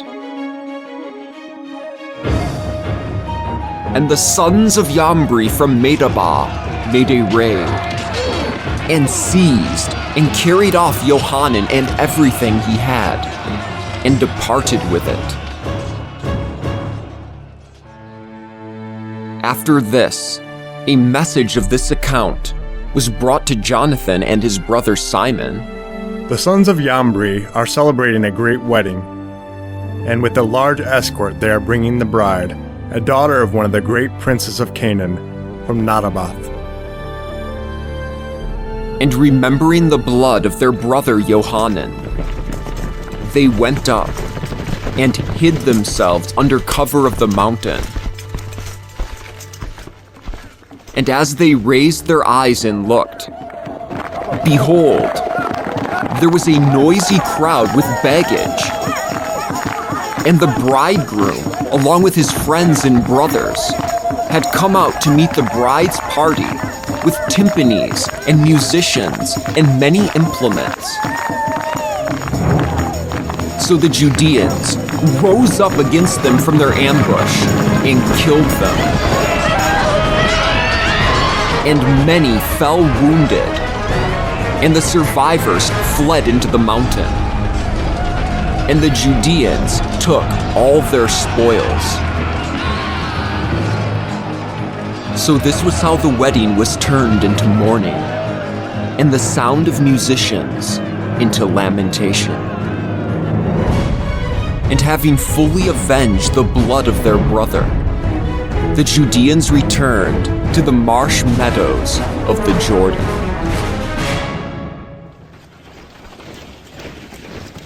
And when Bacchides heard about this, he came on the day of the Sabbaths to the banks of the Jordan with a large force. Then Jonathan said to his companions, "Let us rise up now and wage war for our souls, for today is not like yesterday and the day before. For behold, the war is before us, and behind us are the waters of the Jordan on one side, and marsh meadows and thickets on the other, and there is no way of escape. Now therefore, cry out into the heaven, that all of you might be saved from the hands of your enemies."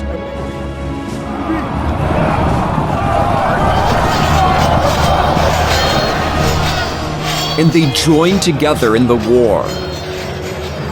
And Jonathan extended his hand to strike Bacchides. But Bacchides, evading him, backed away. And Jonathan and his companions jumped into the Jordan and swam across to the other side. And the enemy did not pass over the Jordan against them. But on that day, about 1,000 of Bacchides' men fell.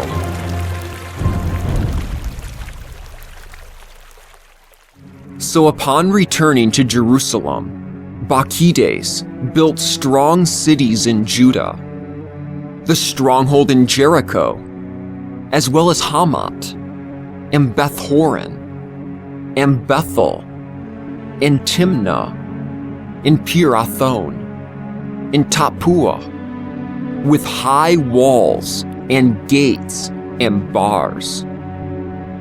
And in each one he stationed a garrison to be hostile to Israel.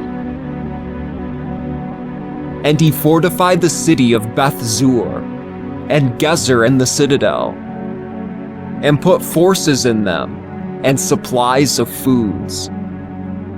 And he took the sons of the commanders of the country as hostages, and put them under guard in the citadel of Jerusalem.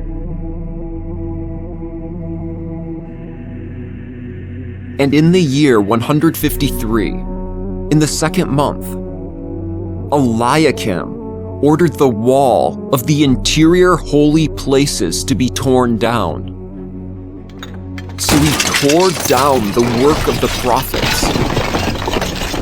But he only began to tear it down. For at that very time, he had a stroke, and his work was interrupted. And his mouth was closed, and he was paralyzed, so that he could no longer speak a word or give instructions concerning his house. and at that time, he died under great torture. So when Bacchides saw that Eliakim was dead, he returned to the king, and the land of Judah rested for 2 years.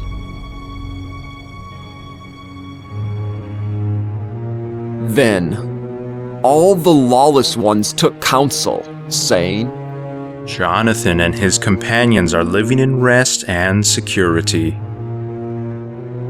Now, therefore, let us bring Bacchides back, and he will seize all of them in a single night. So they went and counseled him to do this. And when Bacchides was setting out with a large force, he secretly sent letters to all his allies in Judah, telling them to seize Jonathan and his companions. But they were not able to do this, because their counsel became known. And Jonathan's men seized about 50 of the men of the country who were instigators in this evil, and killed them. Then Jonathan and Simon and their companions withdrew to Beth Bassa in the desert, and they rebuilt the parts of it which had been torn down, and they strengthened it. So when Bacchides learned about this, he gathered together his whole multitude and transmitted a message to those who were in Judah. Then he came and encamped against Beth Bassa, and he made war against it for many days and constructed machines.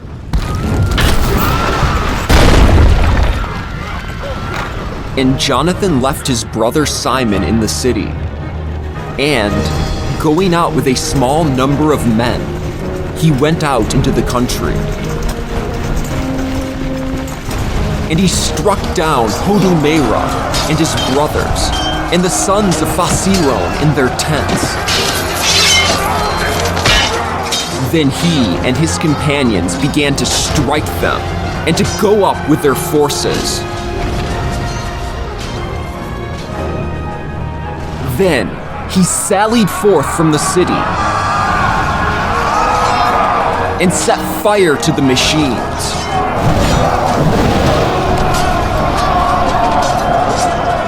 Then they fought against Bacchides, and he was crushed by them.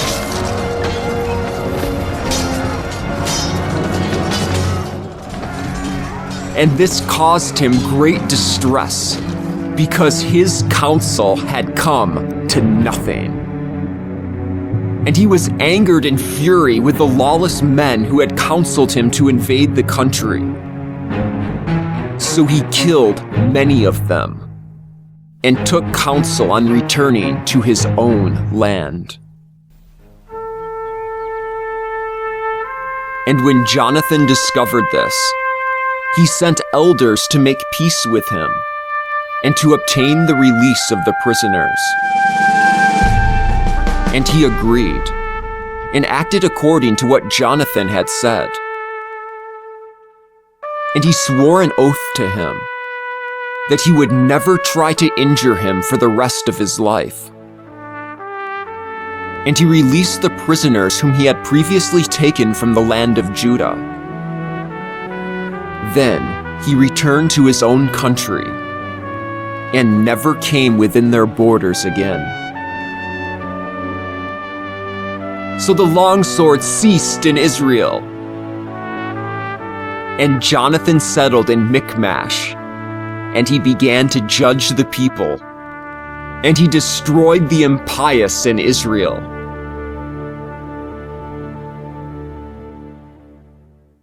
Chapter 10. And in the year 160, Alexandros the Illustrious, son of Antiochus, came up and took Ptolemais. And they admitted him, and he began to reign there. And when King Demetrius heard about this, he gathered together very large forces and marched out to meet him in a war.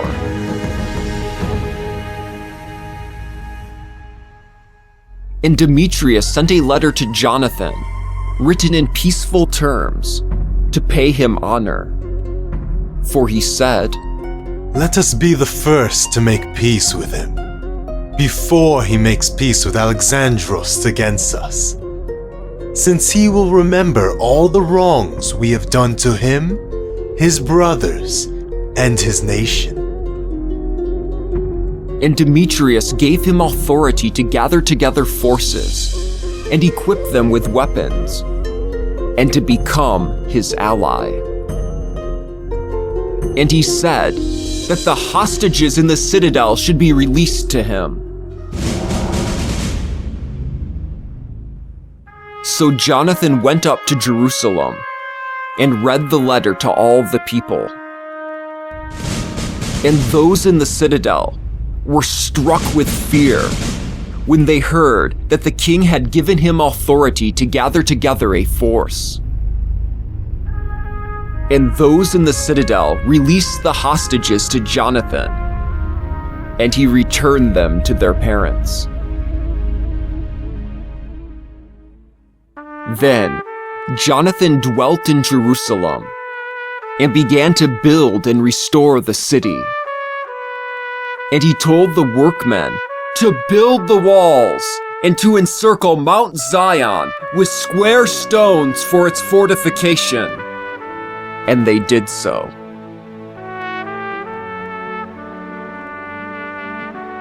Then the foreigners who were within the strongholds which Bacchides had built took flight, and each one left his place and departed to his own land. Only in Beth Zur did some remain of those who had abandoned the law and the ordinances, for they used it as a place of refuge.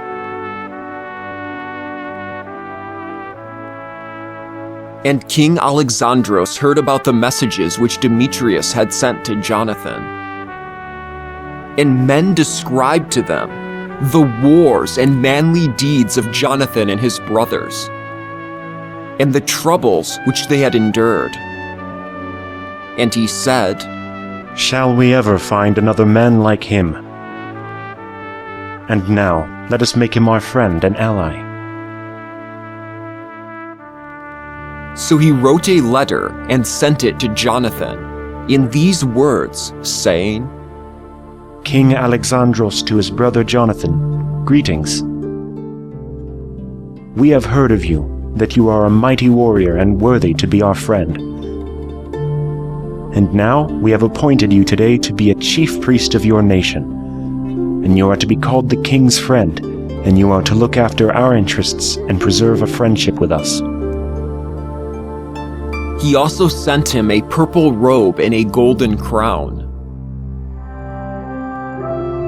And in the year 160, in its 7th month, Jonathan put on the holy raiment at the festival of booths, and he gathered together forces and equipped them with many weapons. And when Demetrius heard about these things, he was distressed and said, "Why have we allowed Alexandros to get ahead of us by gaining the friendship of the Judeans, and, by these means, to strengthen himself? I, too, will write them conciliatory words and offer dignities and gifts, so that they may be an aid to me." So he sent a message to them in these words, "King Demetrius to the Judean nation, greetings. We have heard how you have preserved the treaty with us, and have continued in our friendship, and have not gone over to our enemies, and we are glad. And now continue to keep faith with us, and we will reward you with good things in return for what you do in our behalf. And we will grant you many exemptions and will bestow gifts upon you. And now, I free you and exempt all the Judeans from the tribute, and the salt tax, and from the crown taxes. And instead of collecting the third of the grain and the half of the fruit of the trees that should be my share, I renounce the right from this day forward. Neither now nor in the future will I collect them from the land of Judah. And as for the poll tax which was to be paid to me by the inhabitants of Judah, and from the 3 districts annexed to it, from Samaria and Galilee and Perea, I exempt you from it today for all time. And let Jerusalem and her territory be holy and exempt from giving tithes and tolls. I also yield my authority over the citadel in Jerusalem, and I transfer it to the chief priest, in order that he may station in it men of his own choice to guard it. And every Judean soul who has been carried into captivity from the land of Judah into any part of my kingdom, I set at liberty without ransom. And let all their taxes, even those on their cattle, be cancelled. And let all the festivals and the Sabbaths and new moons and appointed days and the 3 days that precede each festival and the 3 days that follow be days of immunity and exemption for every Judean in my kingdom. And let no man have authority to exact payment from them, or to molest any of them about any matter. And let 30,000 Judeans be enrolled in the king's forces, and let allowances be given them, as is due to all the forces of the king. And let some of them be stationed in the king's great strongholds, and of these let some be given positions of trust in the affairs of the kingdom. And let those who are over them and their chiefs be taken from among them, and let them follow their own laws, as the king has ordered in the land of Judah. And let the 3 districts which have been annexed to Judah from the country of Samaria be annexed to Judah, so that they may be accounted as being under one ruler, and obey no other authority rather than the chief priest. Ptolemais and its confines I give as a present to the holy places in Jerusalem for the necessary expenses of the holy places. And I undertake to make a yearly grant of 15,000 silver shekels out of the royal revenues from appropriate places. And all the additional funds which the officials did not hand over as they had done in the first years shall, from now on, be handed over for the services of the house. And the dues of 5,000 silver shekels, which used to be taken by the kings from the revenue of the holy place every year, shall be cancelled, since these funds belong to the priests who perform the services. And whoever takes refuge within the temple of Jerusalem, or within any of its boundaries, because of money he owes the king, or because of any other debt, shall be released and receive back all the goods which he possesses in my kingdom. And the cost of rebuilding and restoring the structures of the holy places shall be covered out of the royal revenue. And let the cost of building the walls of Jerusalem and fortifying it all around, and of building walls in Judah, be donated from the royal revenues.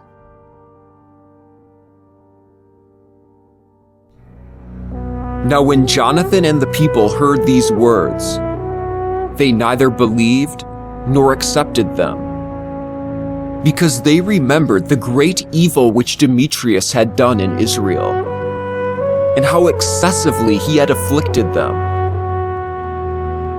So they were well disposed toward Alexandros, because he had been the first to speak peaceable accounts to them, and they remained his allies all of his days.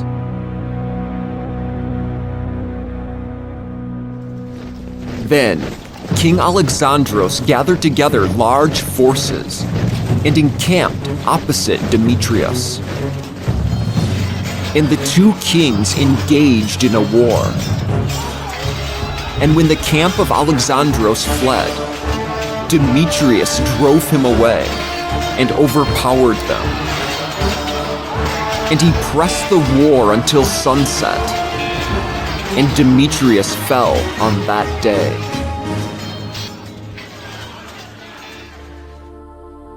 Then Alexandros sent elders to Ptolemaeus, king of Egypt, in these words, saying, Since I have returned to my kingdom, and have taken my seat on the throne of my fathers, and have established my government by crushing Demetrius and gaining control of my country. For I met him in a battle, and he and his detachment were crushed by us, and we have recovered the throne of his kingdom. Now, therefore, let us establish a friendship with one another. And give me your daughter for my wife, and as your son-in-law, I will give both you and her gifts worthy of you. So King Ptolemaeus answered in these words, saying, Happy the day on which you returned to the land of your fathers, and took your seat on their royal throne. I will do for you what you have written, but meet me in Ptolemais so that we may see each other, and I will become your father-in-law as you have proposed.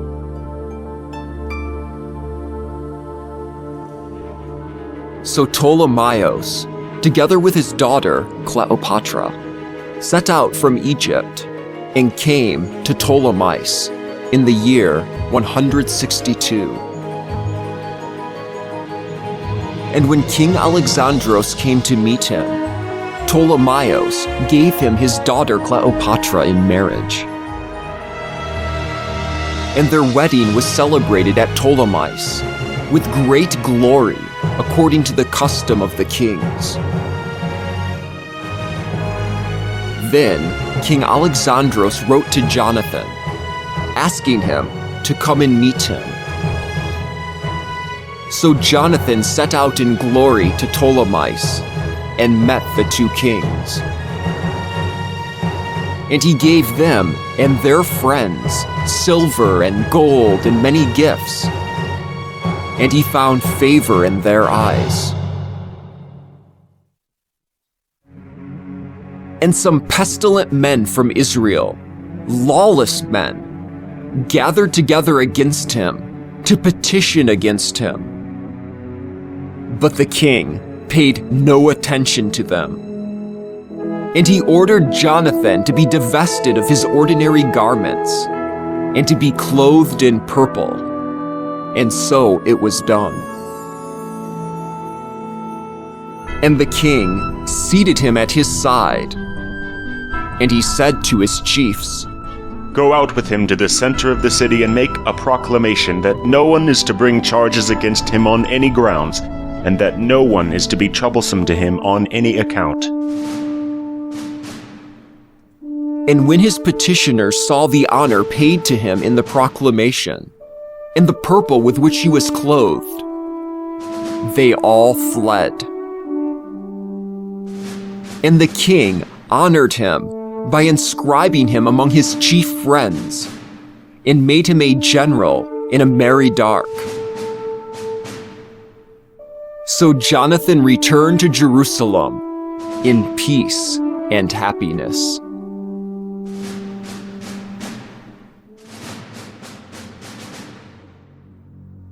And in the year 165, Demetrius, son of Demetrius, came from Crete to the land of his fathers.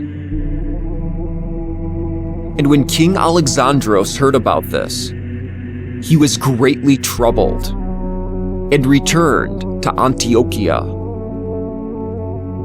And Demetrius appointed Apollonios, who was over Cilicia, as commander. And Apollonios gathered together a large force and encamped at Yabna. Then he sent this message to Jonathan the chief priest, saying, "You are the only one who resists us. And because of you, I become a laughingstock and an object of reproach. Why are you displaying power against us in the mountains? If you have confidence in your forces, come down now to us in the plain, and let us test each other's strength there. The city forces are on my side. Inquire and learn who I am, and who the others are who are helping me. Men say that you cannot make a stand against us, because your fathers were twice put to flight in their own land. Now you too will be unable to withstand our cavalry and such a force as this in the plain, where there is not a stone or a pebble or a place to flee." Now when Jonathan heard Apollonios' account, his mind was moved. And choosing 10,000 men, he set out from Jerusalem. And his brother Simon met him in order to help him. And he encamped near Yaffo. But the men in the city shut him out, because Apollonios had a garrison there. And when the Judeans made war on it, the men of the city became fearful and opened the gates. And so Jonathan became lord of Yaffo.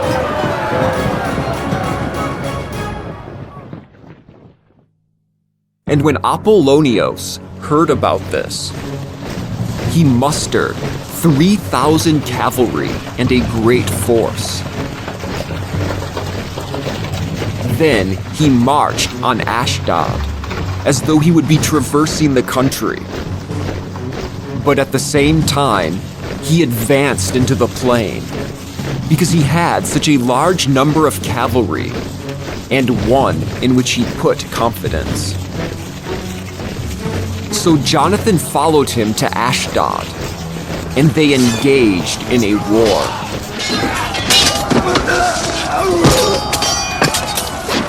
But Apollonios had left 1,000 cavalry in hiding behind them. And when Jonathan learned that there was an ambush behind him, his camp was surrounded. And from morning until evening, they showered the people with arrows.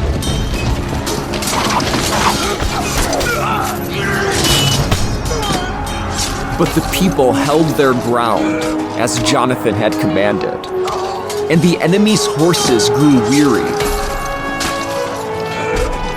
So when the cavalry were exhausted, Simon drew his force forward and engaged the phalanx, and they were crushed by him and fled.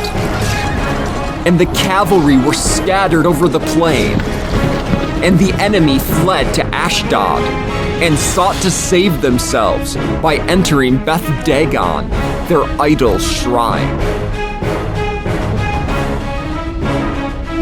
And Jonathan burned and plundered Ashdod with its surrounding villages, and burned the temple of Dagon with fire, along with those who had taken refuge within it. So those who fell by the saber together with those who were burned alive, came to about 8,000 men.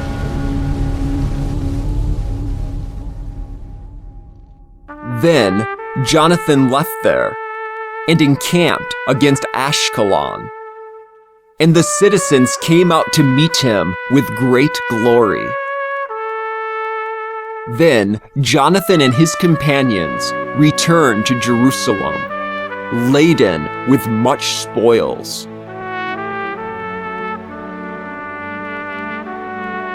And when King Alexandros heard accounts about these things, he glorified Jonathan even more. And he sent him a gold buckle, as is usually given to kinsmen of the king.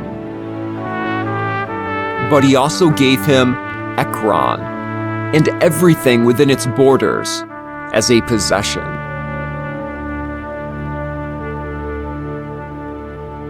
Chapter 11.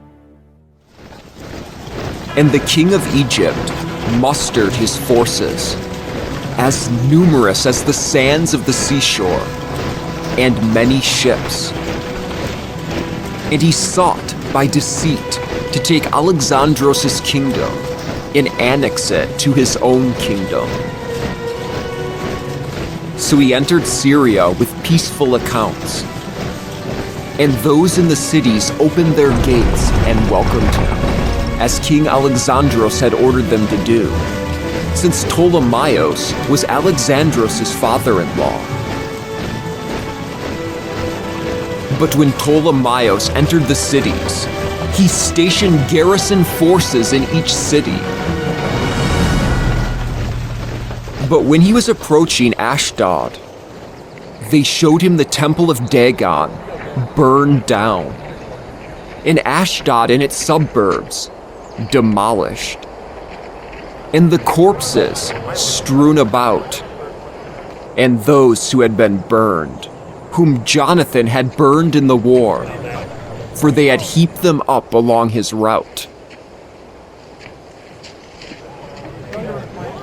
And to criticize Jonathan, they also described to the king what he had done.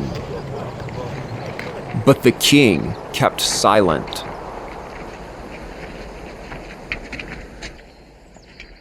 And Jonathan met the king with glory at Yaffo, and they greeted each other and spent the night there. And Jonathan accompanied the king as far as the river called Eleutheros, and then he returned to Jerusalem.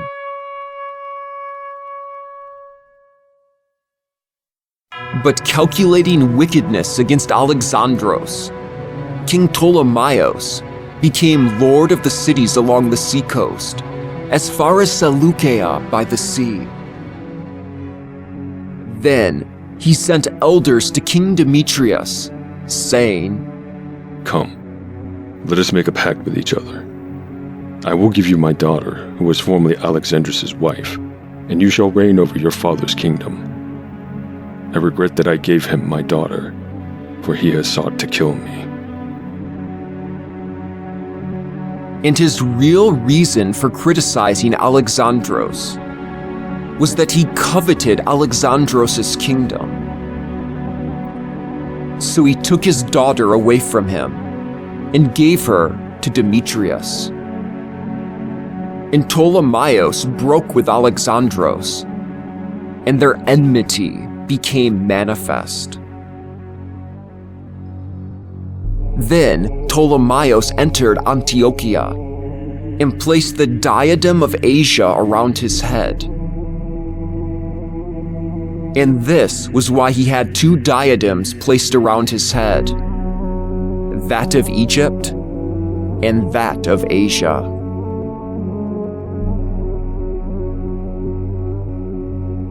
Now King Alexandros was in Cilicia at that time, because those who lived in that region had revolted. And when Alexandros heard about this, he came to challenge Ptolemaeus in a war. And Ptolemaeus marched out and met him with a strong hand and put him to flight. And Alexandros fled into a rave to seek protection there. But King Ptolemaeus was exalted, and the Arabian Zabdiel cut off Alexandros' head and sent it to Ptolemaeus. And 3 days later, King Ptolemaeus himself died, and his men in the strongholds were killed by the inhabitants of the strongholds. So this was how Demetrius became king in the year 167.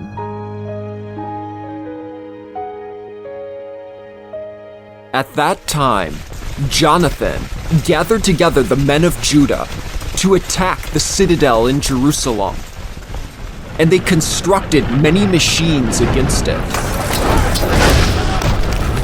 And some lawless men, enemies of their own nation, went to the king and brought a message that Jonathan was besieging the citadel. And when Demetrius heard about this, he was angered and immediately moved off to Ptolemais. And he wrote to Jonathan to discontinue the siege and to meet him for a conference at Ptolemais as soon as possible.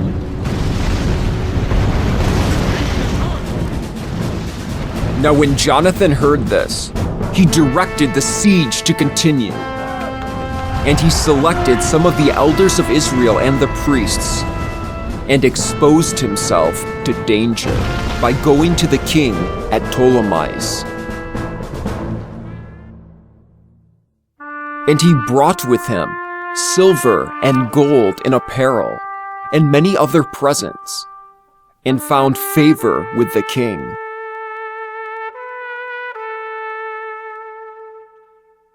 And although some lawless men of his own nation brought charges against him, the king treated him exactly as his predecessors had treated him, and he exalted him in the presence of all his friends. And he confirmed him in the chief priesthood and in all the honors which he had previously held, and gave him the preeminence among his leading friends. And Jonathan asked the king to exempt Judah and the 3 districts of Samaria from tribute, and sent a message promising to give him 300 talents in return. And the king agreed, and wrote the following letter to Jonathan about all these matters. King Demetrius sends greetings to his brother Jonathan, and to the Judean nation. We are sending you, for your information, a copy of the letter that we wrote to Lasthenes, our kinsman, concerning you. King Demetrius sends greetings to his father Lasthenes. Because of the goodwill they show us, we have decided to bestow benefits on the Judean nation, who are our friends, and who observe their obligations to us. We confirm their possession, not only of the territory of Judah, but also of the 3 districts of Ephraim, Lod, and Ramathaim. These districts, together with all their dependencies, were transferred from Samaria to Judah in favor of all those who offer sacrifices for us in Jerusalem, instead of paying the royal taxes which the king formerly received from them each year, from the produce of the soil and the fruit of the trees. From this day on, we grant them release from payment of all other things which would from this time forward be due to us, that is, of tenths and tribute, and of the tax on the salt pans, and the crown tax. From this time forward, none of these provisions shall ever be revoked. Therefore, be sure to have a copy of these instructions made and given to Jonathan, that it may be displayed in a conspicuous place on the holy hill.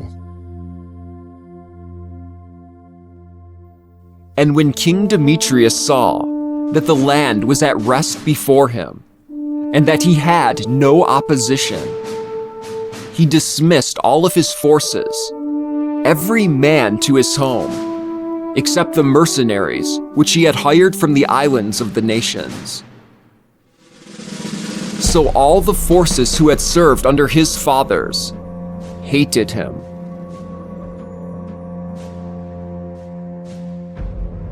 Now when a certain Tryphon, who had previously belonged to Alexandros' party, saw that all the forces were grumbling at Demetrius, he went to Imalkua, the Arabian, who was rearing up Alexandros' boy, Antiochus. And Tryphon kept urging Imalkua to hand over the boy to him, so that he might make him king in his father's place. And during his stay there of many days, he brought a message to him, which told about everything which Demetrius had done, and about the enmity which his forces had for him.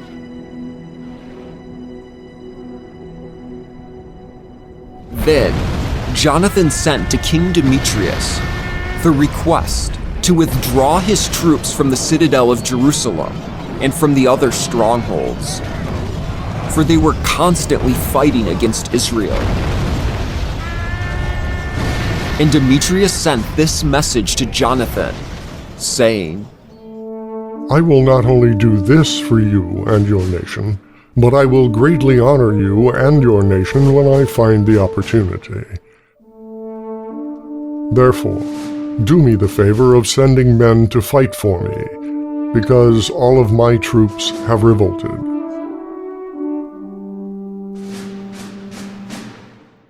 So Jonathan sent 3,000 mighty fighting men to him at Antiochia. And when they came to the king, he was delighted over their arrival. And the men within the city, 120,000 strong, had rallied within the center of the city, and they wished to do away with the king. And he took refuge in the royal palace. And the citizens gained control of the main streets in the city and began to fight. So the king called the Judeans to his aid, and they all rallied around him and spread out through the city. And on that day, the Judeans killed about 100,000 men.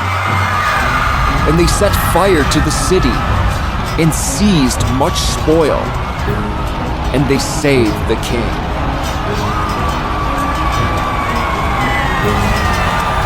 And when the citizens saw that the Judeans had gained control of the city as they wished, they lost courage and cried out to the king with this entreaty, saying, Give us your terms and let the Judeans stop attacking us and our city. So they threw down their weapons and made peace. And this was how the Judeans gained glory in the eyes of the king, and before everyone in his kingdom. And they returned to Jerusalem with much spoil. But when King Demetrius sat down on the throne of his kingdom, and the land was at rest before him, he broke all his promises and became estranged from Jonathan. And instead of rewarding Jonathan for all the favors which he had received from him, he oppressed him excessively.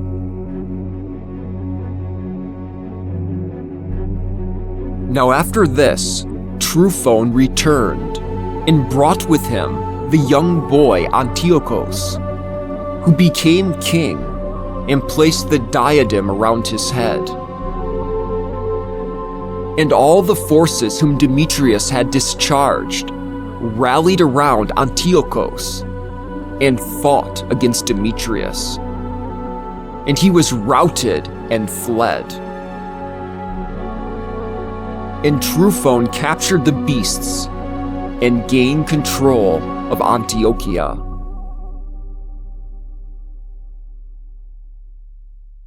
Then young Antiochus wrote to Jonathan, saying, I confirm you in the chief priesthood and appoint you over the 4 districts, and make you one of the king's friends.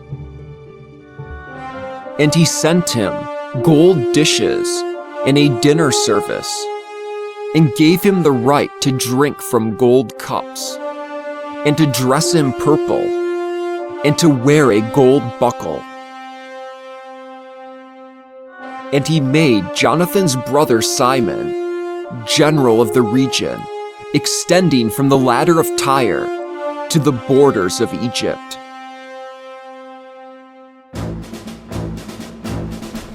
And Jonathan set out and traveled through the region beyond the river and among its cities. And the entire force of Syria gathered together with him as his allies. And when he arrived at Ashkelon, the citizens gloriously met him. Then, when he set out for Gaza, the people of Gaza shut him out. So he besieged it and burned its suburbs with fire and plundered them. Then the people of Gaza appealed to him for mercy, and he gave them his right hand in pledge. And he took the sons of their chiefs as hostages and sent them to Jerusalem. Then he passed through the country as far as Damascus.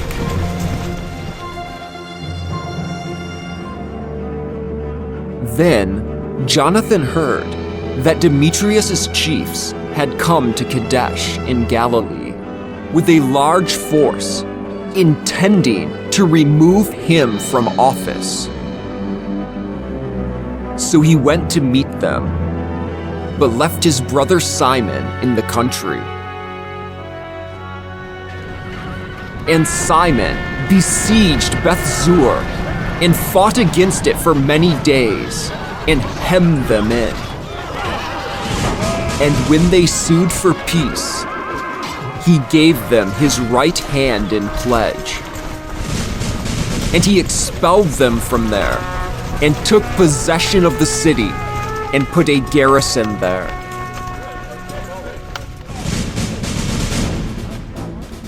Then Jonathan and his camp encamped near the waters of Genusar. And early in the morning, they rose early and went to the plain of Hazor. And behold, there was the camp of foreigners, engaging him on the plain, for they had laid an ambush against him in the mountains. But they themselves met him face to face. But the men in ambush rose out of their places and joined in a war. And all of Jonathan's men fled. But not one of them was left except the chiefs of the army, Mattathias, son of Absalom, and Judah, son of Calphi.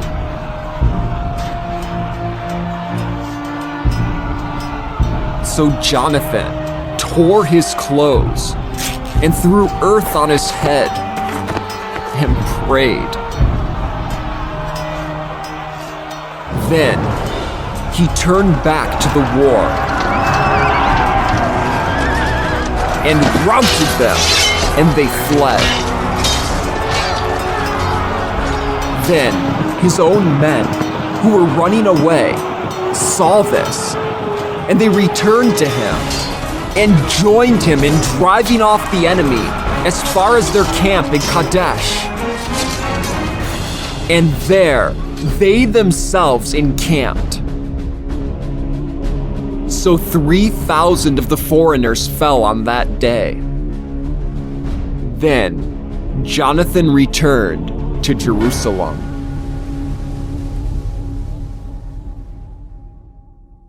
Chapter 12. And when Jonathan saw that the times were favorable to him, he selected men and sent them to Roma to confirm and renew his friendship with them. He also sent letters to Sparta and to other places for the same purpose. So the men reached Roma and entered the council chamber and said, "The chief priest Jonathan and the Judean nation have sent us to renew the former friendship and alliance between you and them." And the Romans gave them letters addressed to the authorities in the various places, requesting them to provide the elders with safe conduct to the land of Judah. And this is a copy of the letter which Jonathan wrote to the Spartans. Jonathan, the high priest, the senate of the nation, the priests, and the rest of the Judean people, to their brothers, the Spartans, greetings.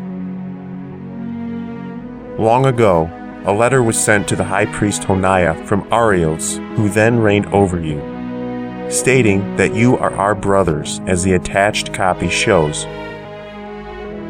Honiah welcomed the envoy with honor and received the letter, which clearly referred to alliance and friendship. Though we have no need of these things, since we have for our encouragement the sacred books that are in our possession, we have ventured to send word to you for the renewal of brotherhood and friendship, so as not to become strangers to you altogether. A long time has passed since your mission to us. We, on our part, have never ceased to remember you in the sacrifices and prayers that we offer on our festivals and other appropriate days, as it is right and proper to remember brothers. We likewise rejoice in your renown. But many hardships and wars have beset us, and the kings around us have attacked us. We do not wish to be troublesome to you and to the rest of our allies and friends in these wars. With the help of heaven for our support, we have been saved from our enemies, and they have been humbled. So we have chosen Numanias, son of Antiochus, and Antipater, son of Jason, and we have sent them to the Romans to renew our former friendship and alliance with them. We have also ordered them to come to you and greet you, and to deliver to you our letter about the renewal of our brotherhood.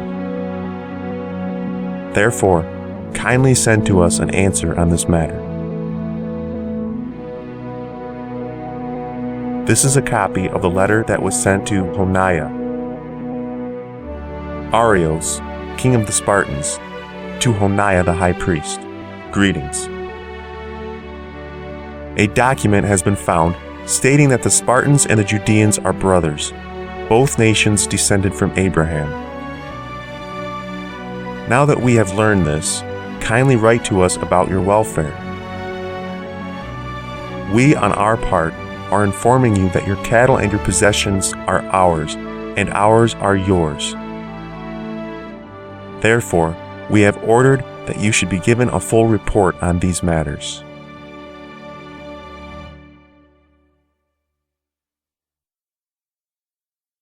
And Jonathan heard that Demetrius' chiefs had returned to wage war against him with a stronger force than before. So he set out from Jerusalem and went into the country of Hamath to meet them, for he gave them no time to enter his own country. And he sent spies into their camp, and they returned, bringing a message to him that the enemy had made ready to attack the Judeans that very night.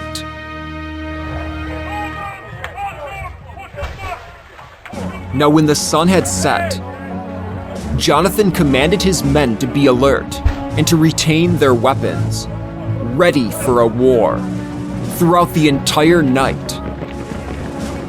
He also set advance guards all around the camp. And when the enemy heard that Jonathan and his companions were ready for a war, they became fearful, and their hearts were filled with dread. So they lit pyres in their camp and withdrew. But because Jonathan and his companions were watching the lights burning, they did not know what had happened until morning. Then Jonathan closely pursued them, but he was not able to overtake them, for they had crossed the Eleutheros River.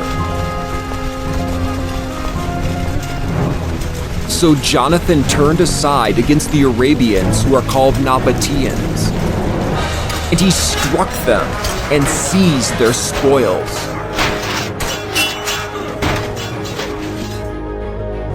Then he broke camp and went to Damascus and traversed that whole country.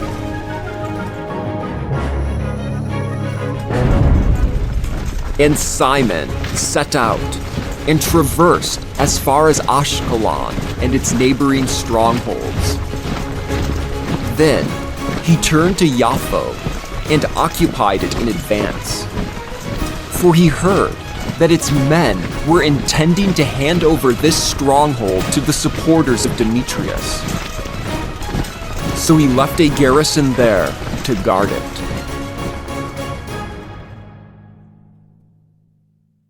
And when Jonathan returned, he assembled the elders of the people, and with them he took counsel for building strongholds in Judah, and for making the walls of Jerusalem still higher, and for raising up a high barrier between the citadel and the city, which would isolate it from the city, in order to prevent its garrison from commerce with the city.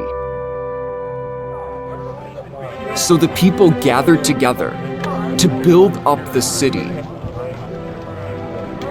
And a part of the east wall above the wadi had collapsed, and he repaired the section called Kaphanatha.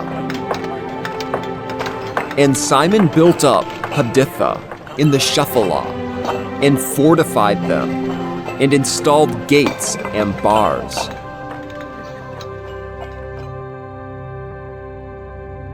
Then Truphon was determined to become king of Asia, and to place the diadem around his head, and to stretch out his hand against King Antiochus.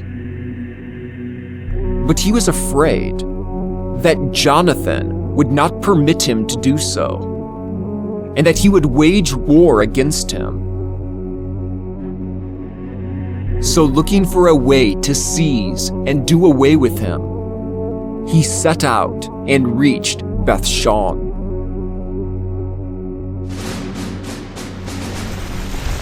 So Jonathan marched out against him with 40,000 picked fighting men, and he came to Bethshan.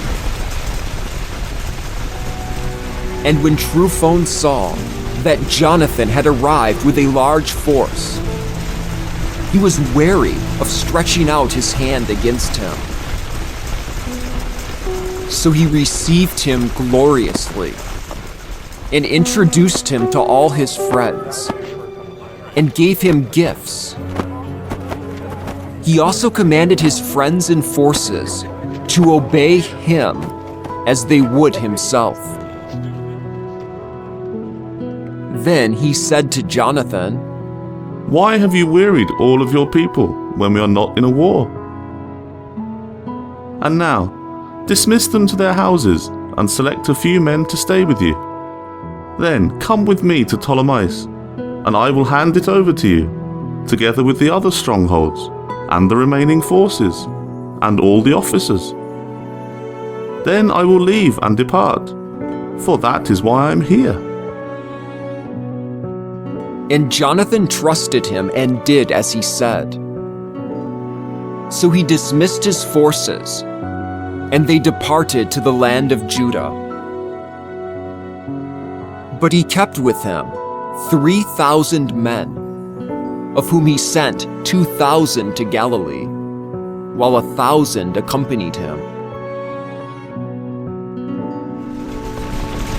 But as soon as Jonathan had entered Ptolemais, the men of Ptolemais closed the gates and seized him. And everyone who had entered with him, they killed with the sword.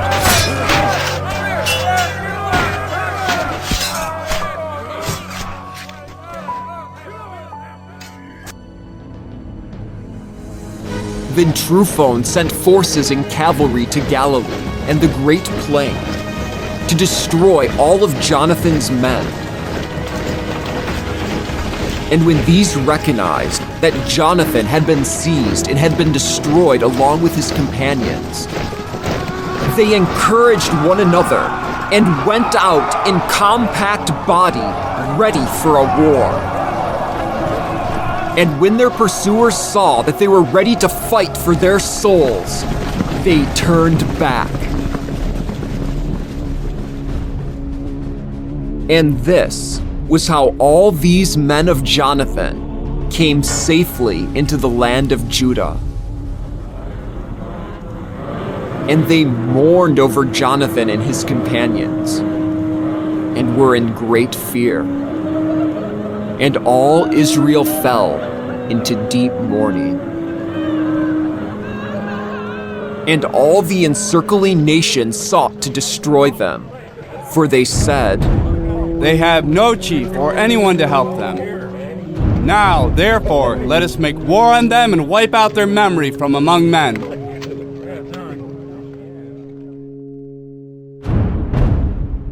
Chapter 13. And when Simon heard that Tryphon was gathering together a large force to invade the land of Judah and ravage it, and saw that the people were trembling and fearful, he went up to Jerusalem. And there he gathered the people together and exhorted them, and said, "You yourselves know what I and my brothers and my father's house have done for the laws and the holy places, and the wars and the difficulties which we have seen. It was for the sake of these, for the sake of Israel, that all my brothers have perished, and I alone am left. And now, far be it from me to save my own soul in any time of tribulation, for I am not better than my brothers. But I will avenge my nation and the holy places, as well as your women and children, because all the nations out of enmity have gathered together to destroy us." And as the people heard these words, their spirit was rekindled, and they replied in a loud voice, saying, "You are our commander in place of your brothers Judah and Jonathan. Fight our wars, and we will do everything which you say to us."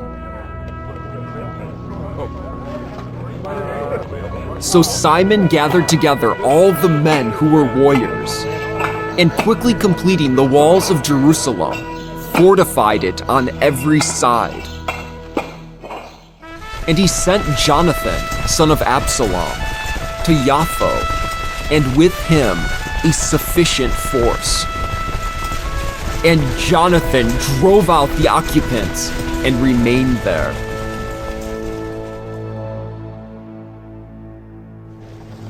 Then Tryphon departed from Ptolemais with a large force to invade the land of Judah.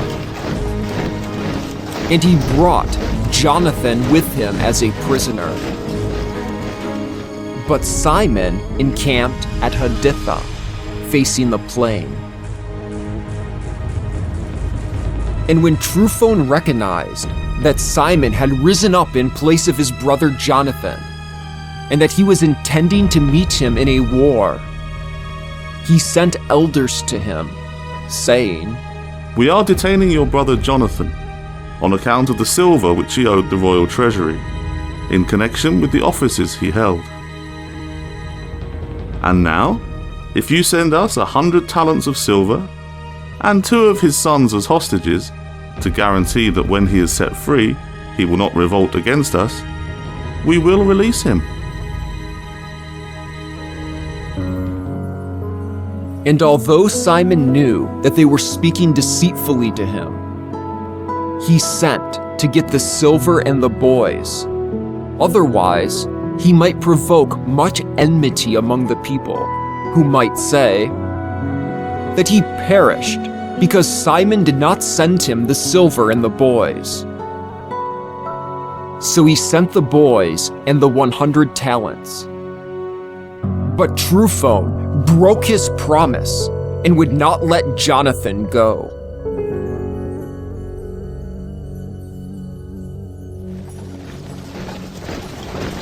Then Tryphon came to invade and ravage the country, and his soldiers circled around by the road which leads to Adoraim.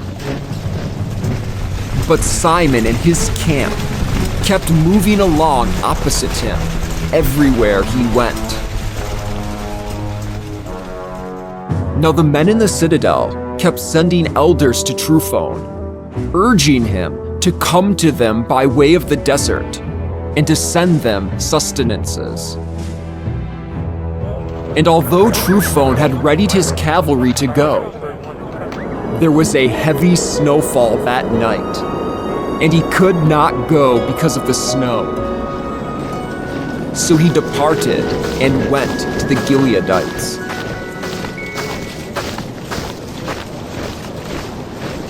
But when he was approaching Beth-Shikma, he had Jonathan killed and buried there. Then Tryphon returned to his own land.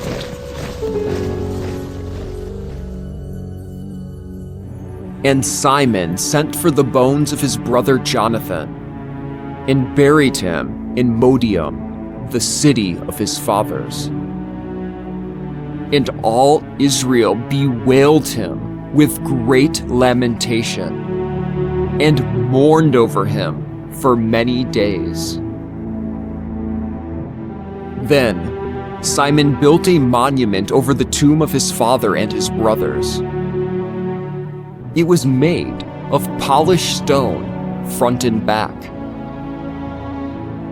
And he raised it high enough to be seen at a distance. And he set up 7 pyramids facing one another, for his father and his mother and his 4 brothers. And as for the pyramids, he devised an elaborate setting. He surrounded them with massive columns, on which he placed full suits of armor as a memorial to last throughout the age. And next to the armor, he placed carved ships, which could be seen by everyone who sailed the sea. This tomb which he built at Modium still remains to this day.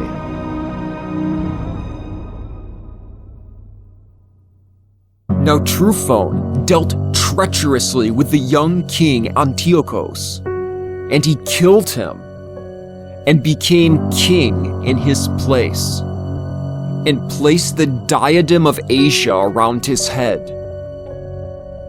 And this was how he brought great calamity on the land.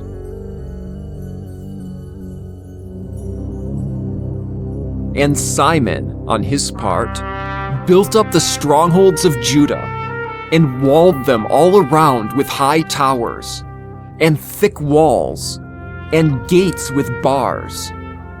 and he stored up food in the strongholds. Simon also selected men and sent them to King Demetrius with the request for him to grant the country a release from taxation, since all that Tryphon did was plunder the land. And King Demetrius sent him a favorable reply to this request, and wrote him the following letter. King Demetrius sends greetings to Simon, the high priest, the friend of kings, and to the elders, and to the Judean people. We have received the gold crown and palm branch that you sent. We are willing to be on most peaceful terms with you, and to write to our officials to grant you release from tribute. Whatever we have guaranteed to you remains in force, and the strongholds that you have built shall remain yours. We remit any oversights and defaults incurred up to now, as well as the crown tax that you owe. Any other tax that may have been collected in Jerusalem shall no longer be collected there. If any of you are qualified for enrollment in our service, let them be enrolled. Let there be peace between us.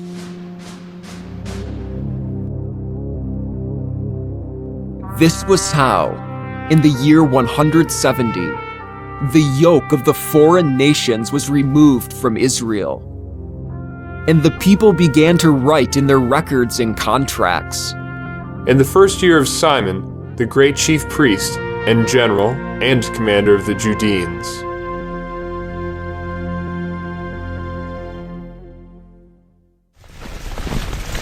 In those days, Simon encamped against Gezer and surrounded it with camps.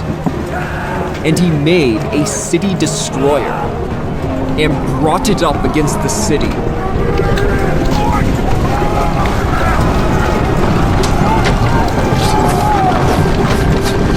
And battered one of the towers and captured it. And the men who had been in the city destroyer jumped down into the city, and a great commotion arose in the city.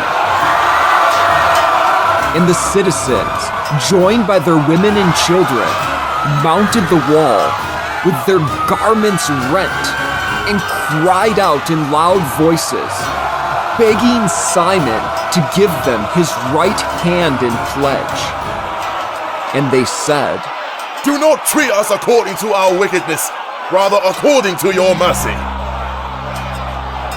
So Simon reached an agreement with them and did not wage war against them. And he expelled them from the city, and he purified the houses in which there were idols. Then he entered the city with hymns and songs of praise. And after expelling everything which was unclean, he settled men there who observed the law.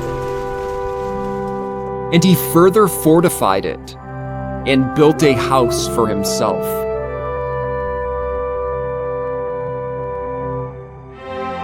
But the men in the citadel in Jerusalem were prevented from going out into the country and back to buy and sell. So they suffered grievously from hunger, and many of them perished from starvation. So they finally cried out to receive Simon's right hand, and he consented. And he expelled them from the citadel and purified it from its impurities.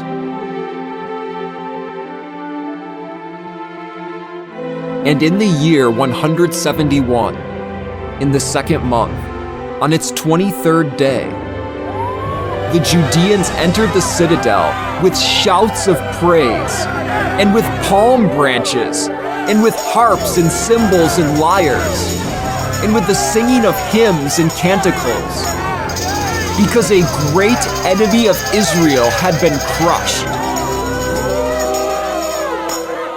And Simon decreed that this day should be celebrated every year with rejoicing. He also further fortified the temple's mountain alongside the citadel, and he and his companions dwelt there. And seeing that his son Johanan was now a man, Simon made him commander of all his forces, and he dwelled in Gezer.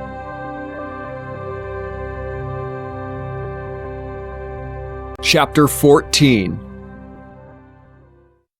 And in the year 172, King Demetrius gathered his forces and marched into Media to obtain help so that he could wage war against Tryphon. And when Arshak, king of Persia and Media, heard that Demetrius had invaded his territory, he sent one of his chiefs to take him alive.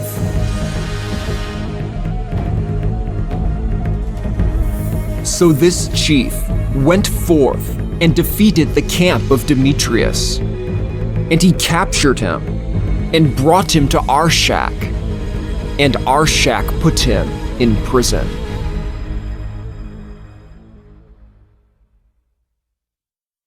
And the land was at rest all the days of Simon, and he sought the good of his nation.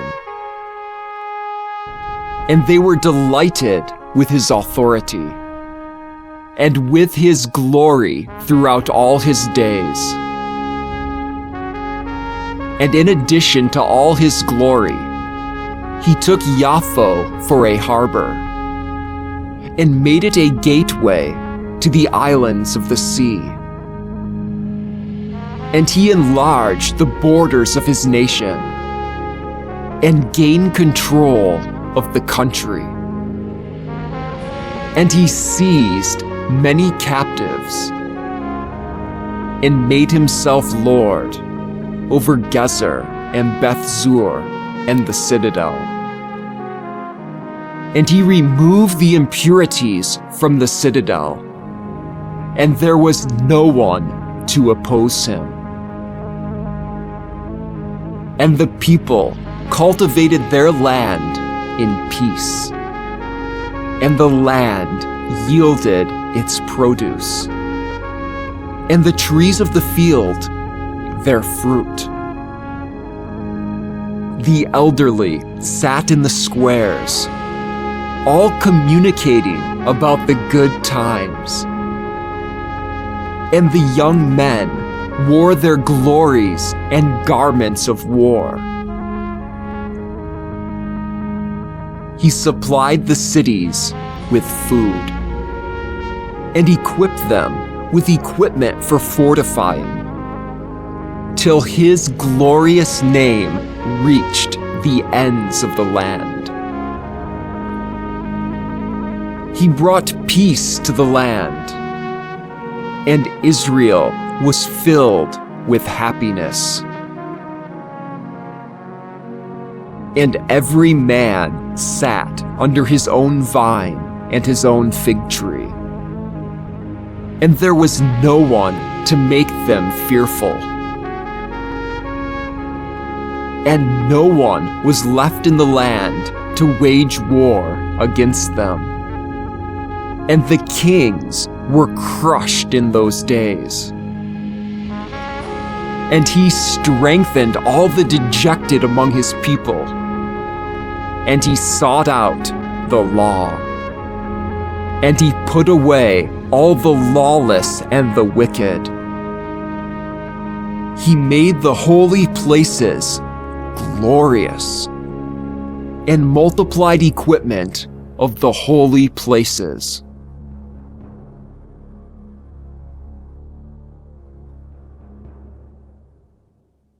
And when the news of Jonathan's death was heard in Roma, and as far as Sparta, the people were deeply grieved. But when the Romans heard that his brother Simon had been made chief priest in his place, and that he was ruling over the country and the cities in it. They wrote to him on bronze tablets in order to renew with him the friendship and alliance which they had established with his brothers, Judah and Jonathan. And these tablets were read before the assembly in Jerusalem. And this is a copy of the letter which the Spartans sent. The rulers and the citizens of Sparta, to Simon the high priest, the elders, the priests, and the rest of the Judean people, our brothers, greetings. The envoys which you sent to our people have informed us of your glory and fame, and we were happy that they came. In accordance with what they said, we have recorded the following in the public decrees. Since Numenius, son of Antiochus, and Antipater, son of Jason, envoys of the Judeans, have come to us to renew their friendship with us. The people have voted to receive the men with honor and to deposit a copy of their words in the public archives, so that the people of Sparta may have a record of them.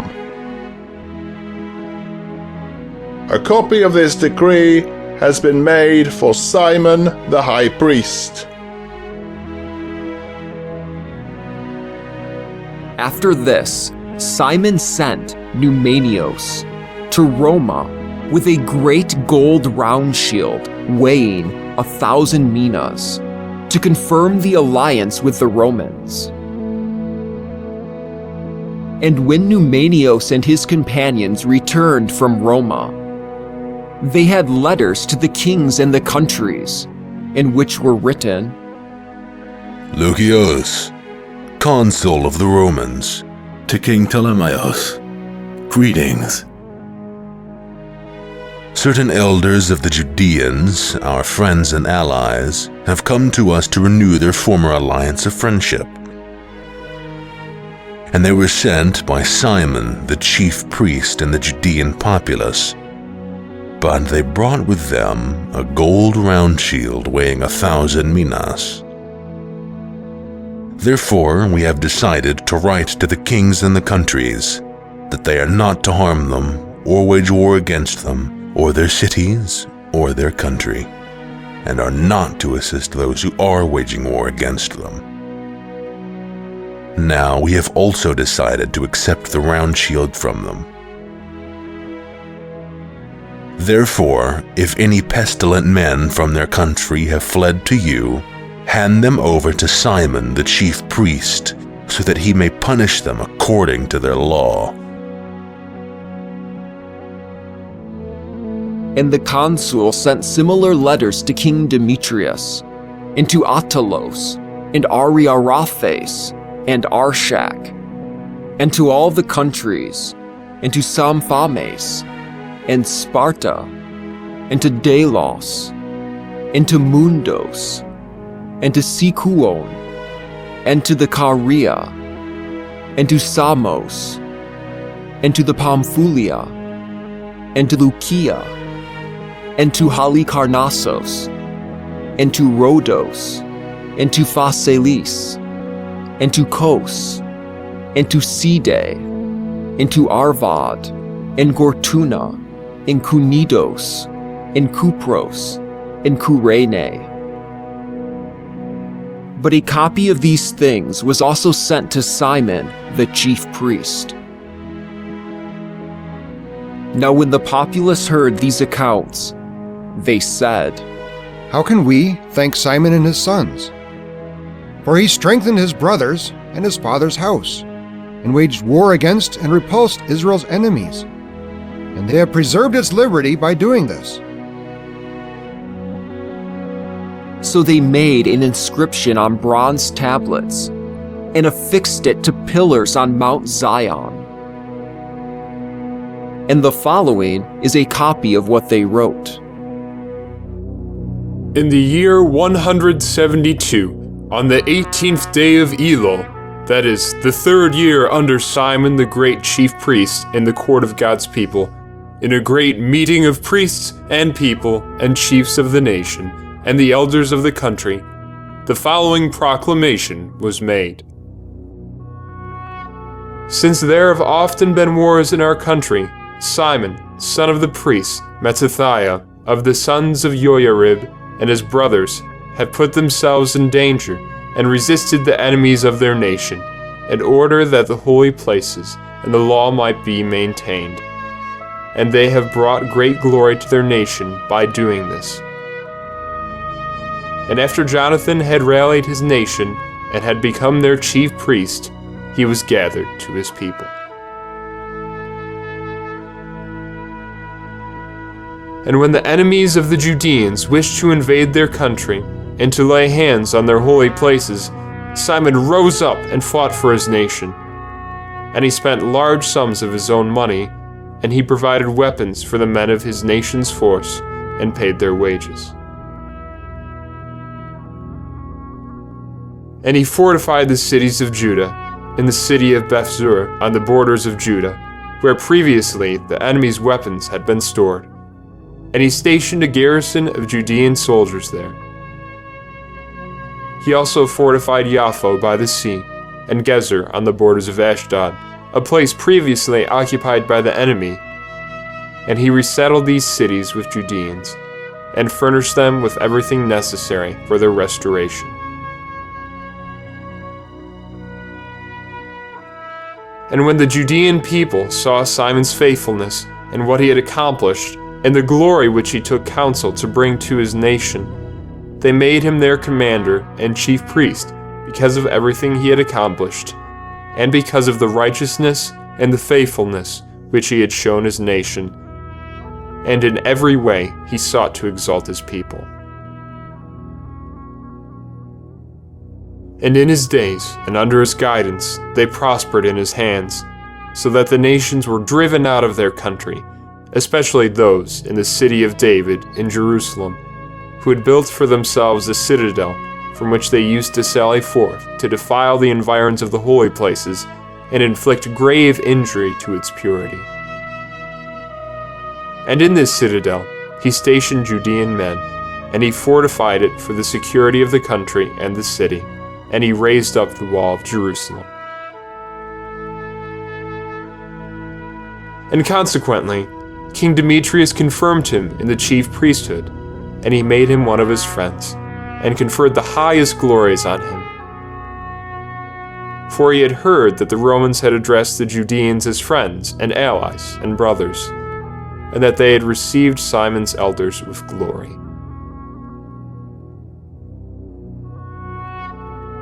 And the Judeans and their priests have made the following decisions: that Simon shall be their commander and chief priest throughout the duration of the age, until a true prophet arises.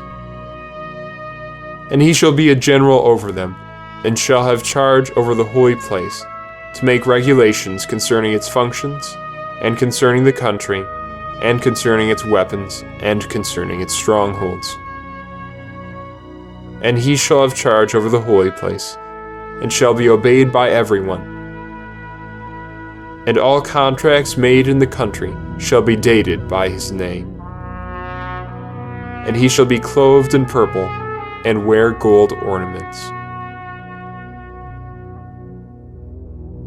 And it shall not be lawful for any of the people or the priests to nullify any of these decisions, or to contradict what he says, or to gather together a gathering in the country without his consent, or to be clothed in purple, or wear a golden brooch.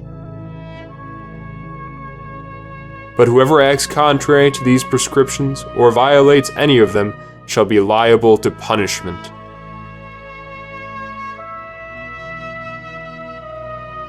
And all the people approved of granting Simon the right to act in accord with these decisions. And Simon accepted and agreed to be a chief priest, and a general, and a nation chief of the Judean people and priests, and to be guardian over them all.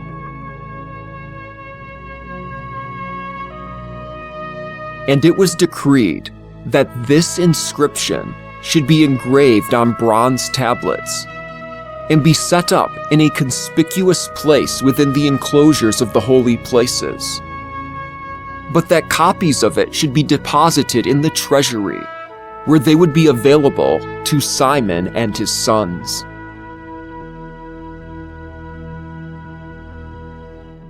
Chapter 15.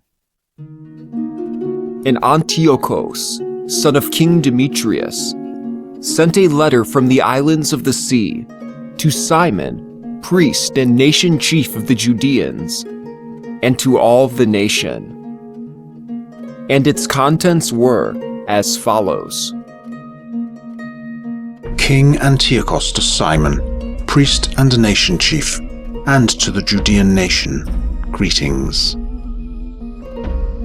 Since certain pestilent men have gained control of the kingdom of my fathers, I intend to reclaim it, so that I may restore it to its former state.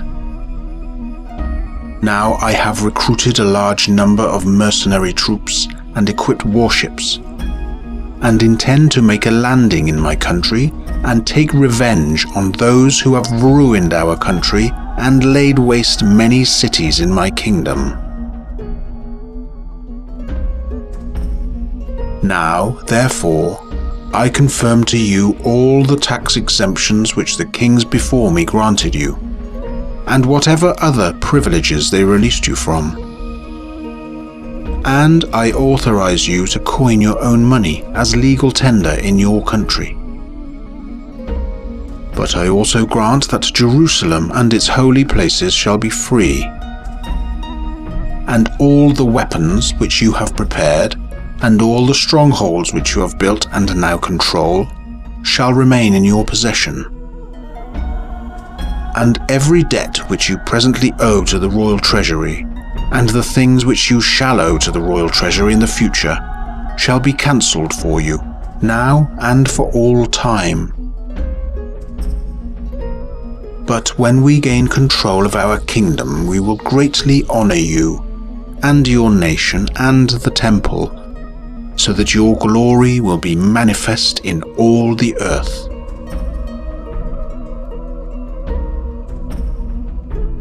In the year 174, Antiochus invaded the land of his fathers, and all the forces rallied to him, so that few were left with Tryphon. And pursued by Antiochus, Tryphon fled to Dor by the sea, for he saw that evils had converged about him, and that his forces had deserted him.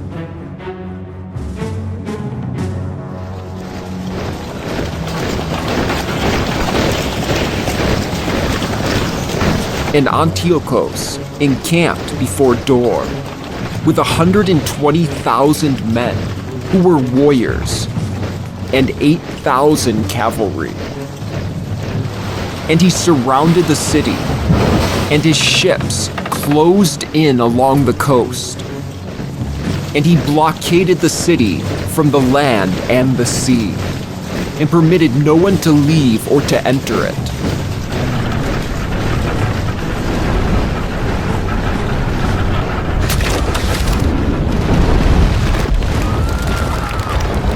Now when King Antiochus was besieging Dor, he was continuously throwing his armies into position against it, along with the machines he had made. And he shut up Tryphon by preventing anyone from leaving or entering.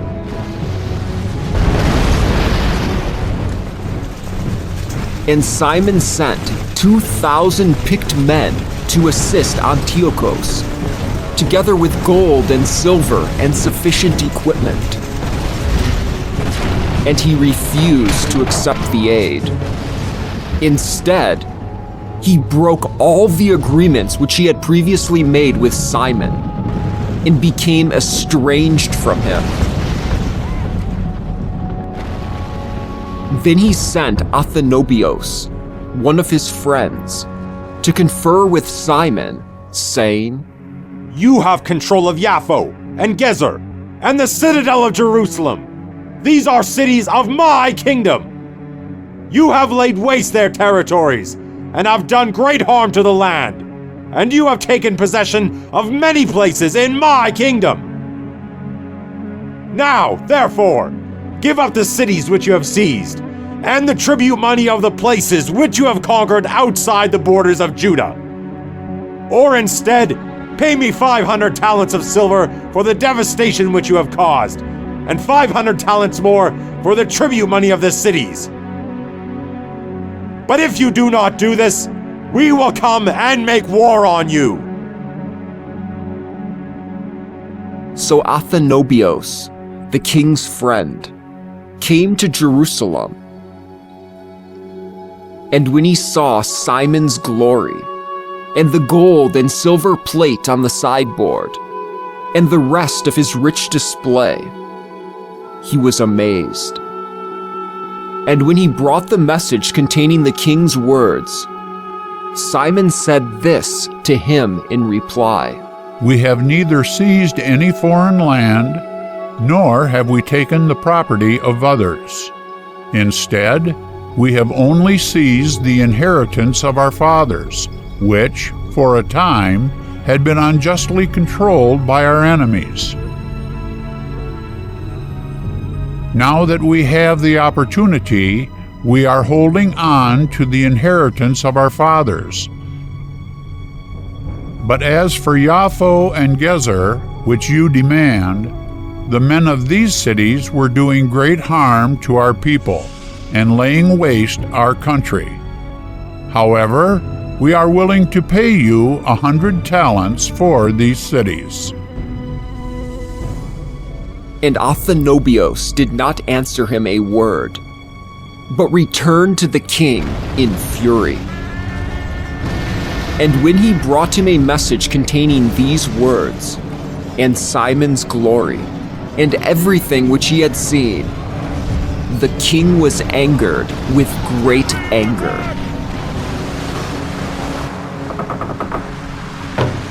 Now Tryphon had boarded a ship, escaping to Orthosia.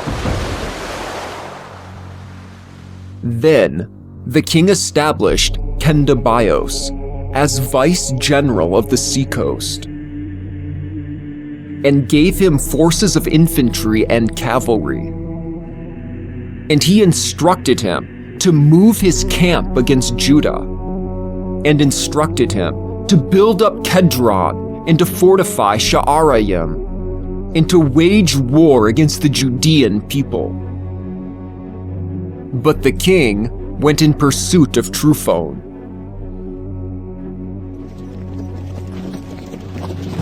And when Kendabios came to Yabna, he began to provoke the people and to make incursions into Judah, and to take the people captive and murder them. And as the king commanded him, he built up Kedron and stationed cavalry and other forces there, so that they could go out and patrol the roads of Judah.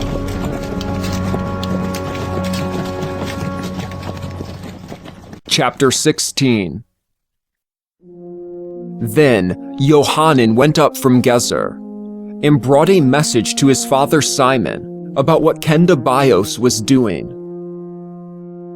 So Simon called his two eldest sons, Judah and Johanan, and said to them, I and my brothers and my father's house have fought the foes of Israel from our youth until today.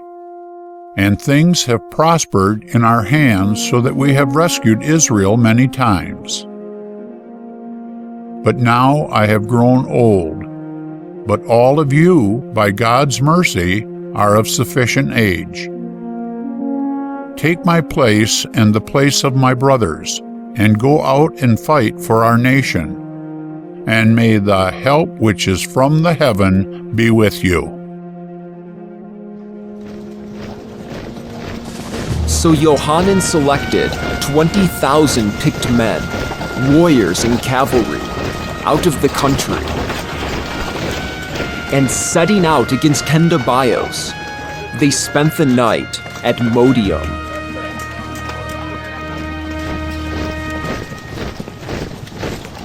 And rising early, they marched into the plain. And behold, a large force of infantry and cavalry was coming to meet them. And between the two armies was a wadi.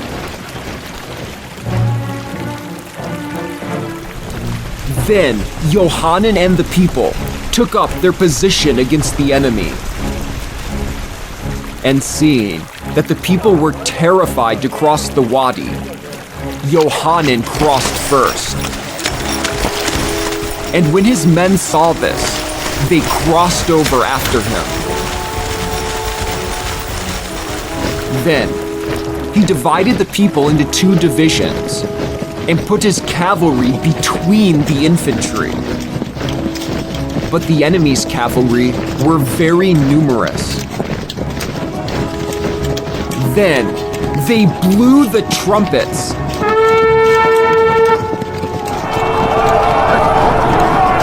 And Kendabios and his camp were put to flight, and many of them fell wounded, and the rest fled into the stronghold. It was then that Johanan's brother, Judah, was wounded. But Johanan closely pursued them until Kendabios reached Kedron, which he had built up. And some took refuge in the towers in the fields of Ashdod. And Johanan burned them with fire, and about 2,000 men perished. He then returned to Judah in peace.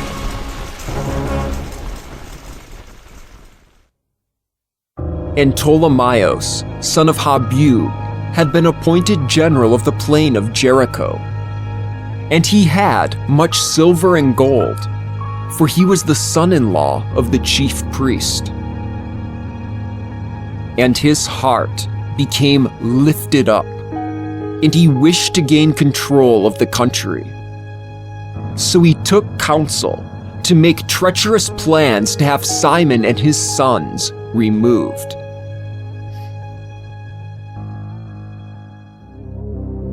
Now, as Simon was inspecting the cities of the country and providing for their needs, he and his sons, Mattathias and Judah, went down to Jericho in the year 177, in the 11th month, that is, the month Shabbat. And the son of Habub gave them a deceitful welcome in the little stronghold called Duke, which he had built. And while serving them a sumptuous banquet, he had his men hidden there. And when Simon and his sons were drunk, Ptolemaeus and his companions sprang up. And taking their weapons, they rushed upon Simon in the banquet hall. And they killed him, and his 2 sons and some of his boys. So by this vicious act of treason, he repaid good things with evils. Then Ptolemaeus wrote an account about this and sent it to the king, asking that forces be sent to help him, and that the countries and the cities be turned over to him. And he sent other men to Gezer to make away with Johanan. And he sent letters to the tribunes, inviting them to come to him so that he might give them silver and gold and gifts. And he sent others to seize Jerusalem and the temple's mountain. But someone ran ahead, bringing a message to Johanan at Gezer, that his father and his brothers had perished, and that Ptolemaeus had sent men to make away with him also. And Johanan was utterly astounded when he heard this. And when the men came to destroy him, he had them arrested and killed them. For he knew that they were seeking to destroy him.